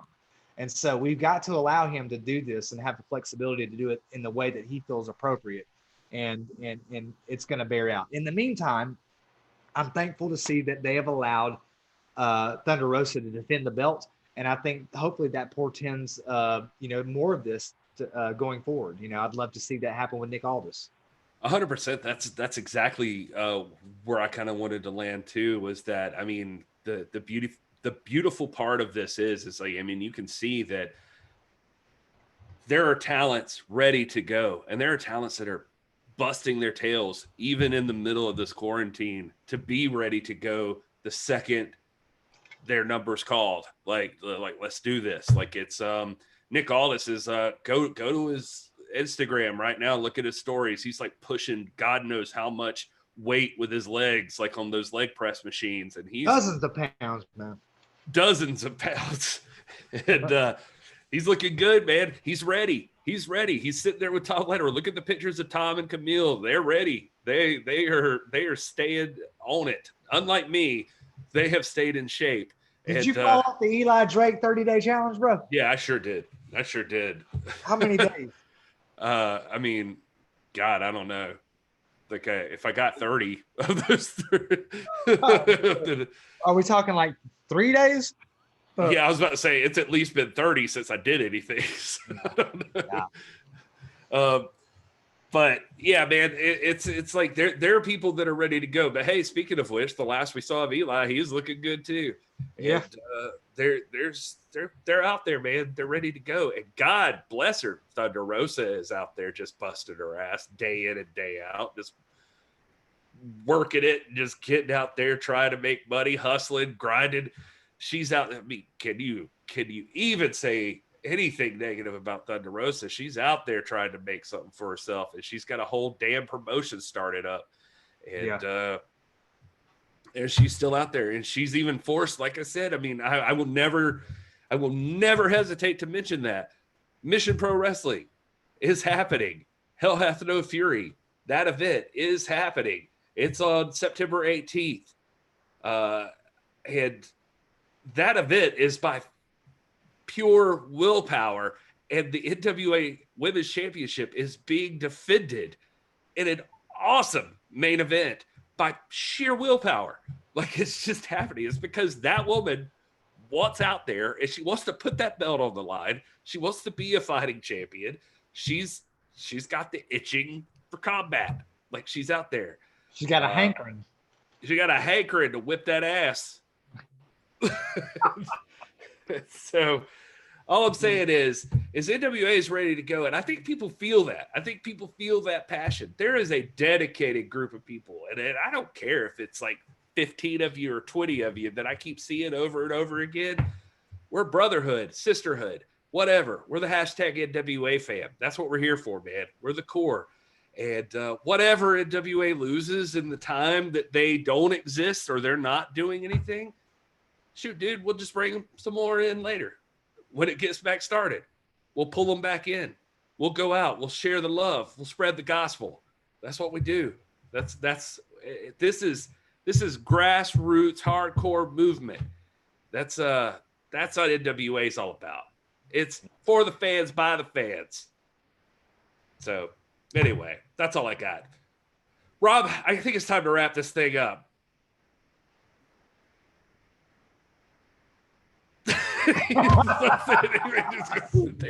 Okay. Yeah, I always enjoy it, guys. Again, you can find me at Arston Sabora. I know we've already done this, but I would encourage you to go over to AWF Viral and subscribe to that channel. It's a great little promotion. I happen to be blessed to be involved in it. Again, Paulie is one of my good friends, controversial guy, very entertaining. And does some good stuff, but we've got some great talent in there. Lex Lee, Kevin Kaufman, Alex Taylor, Landon Hill, just to name a few. And so support them, support independent wrestling. We feel a kinship with the NWA there, again, because virtually everybody that's there has been through this promotion, and including Nick Aldis and Crimson and all the others, so support that. And enjoyed it, man. Great show tonight. Yeah, it was a lot of fun. Thanks to Brian Solomon for coming out. Don't forget to follow Brian Solomon if you didn't, at Brian R. Solomon, Solmon. I think I spelled that right. You guys follow that dude. He's a good dude, like a legitimately good dude, family man, but also putting out great wrestling content like Pro Wrestling FAQ. And I'm not kidding about that book, you guys. Yeah. It's you want a good, solid, just wrestling read. It is worth every penny. It is thick as hell. And it's a fun book too, Gary. It's a fun book to read because it's not just you've got paragraphs of just information, but you also have really neat like sidebars and little vignettes and illustrations and little curiosities in there throughout. It's a fun little book. Every chapter has in every chapter he profiles the big stars of that era or that topic. And this is a book that you can really get into. I've read this book like 4 times. I have 2 copies of it, one that I write in, the other that I don't. And then after you read it, you'll want it as a resource just to go back to and delve into from time to time at different points. But it's the best written book on the topic, along with Hornbaker. Now, Hornbaker's stuff is good, but it's academically driven. It's like Yeah, I was just gonna say the same thing. It's like Dead's. It's like it's really detailed and academically driven, like you said. It's probably the best. It's a historian. Well, write some stuff down. You want to know about wrestling? You want to know like everything you'd ever need to know about wrestling? Pro Wrestling FAQ is where it's at. I'm with Rob. I actually have a paperback copy myself. I also have it right here on my Kindle, and so I bought it. Hold on, what is that? What is that? What's that little Kindle cover you had? You're not getting little flowers and posies. Oh no, that's a skyline. Okay. Yeah, it's like that looks like the ATL, man. Yeah, just a little Kindle. All right. Anyway, that got weird. So thank you guys for listening. And we appreciate everybody in the chat. Love you guys. Thank you so much for hanging out with us. This has been a blast. And as always, just hit us up if you got things you want to hear us talk about. Let us know. We'll probably be back on Sunday. As far as I know, I'll be on vacation. I'll be on a boat starting on Thursday. Just me and the wife on a boat. I'll follow me on Instagram. You'll see pictures and video of it, I'm sure. Probably with that Lonely Island song playing about being on a boat. I'll probably do that. What song is that? I'm on a boat. You know what I'm talking about? You never heard that? Boats and Hoes from Step Brothers? Or that one. I'll play that one too. That's a good one. But yeah, support every wrestling promotion. We love wrestling. Support Mission Pro Wrestling. They got merch, dog. You got to go get some of that merch for Mission Pro Wrestling. Support those beautiful people. And all right, thanks to WWE Front Row, James Lawrence, James H. Jackson Jr., Seth, WWE for being here, Jonathan Darwin, all of you guys for being out here. Hashtag NWA fam for life. Until Sunday, enjoy your gravy cake.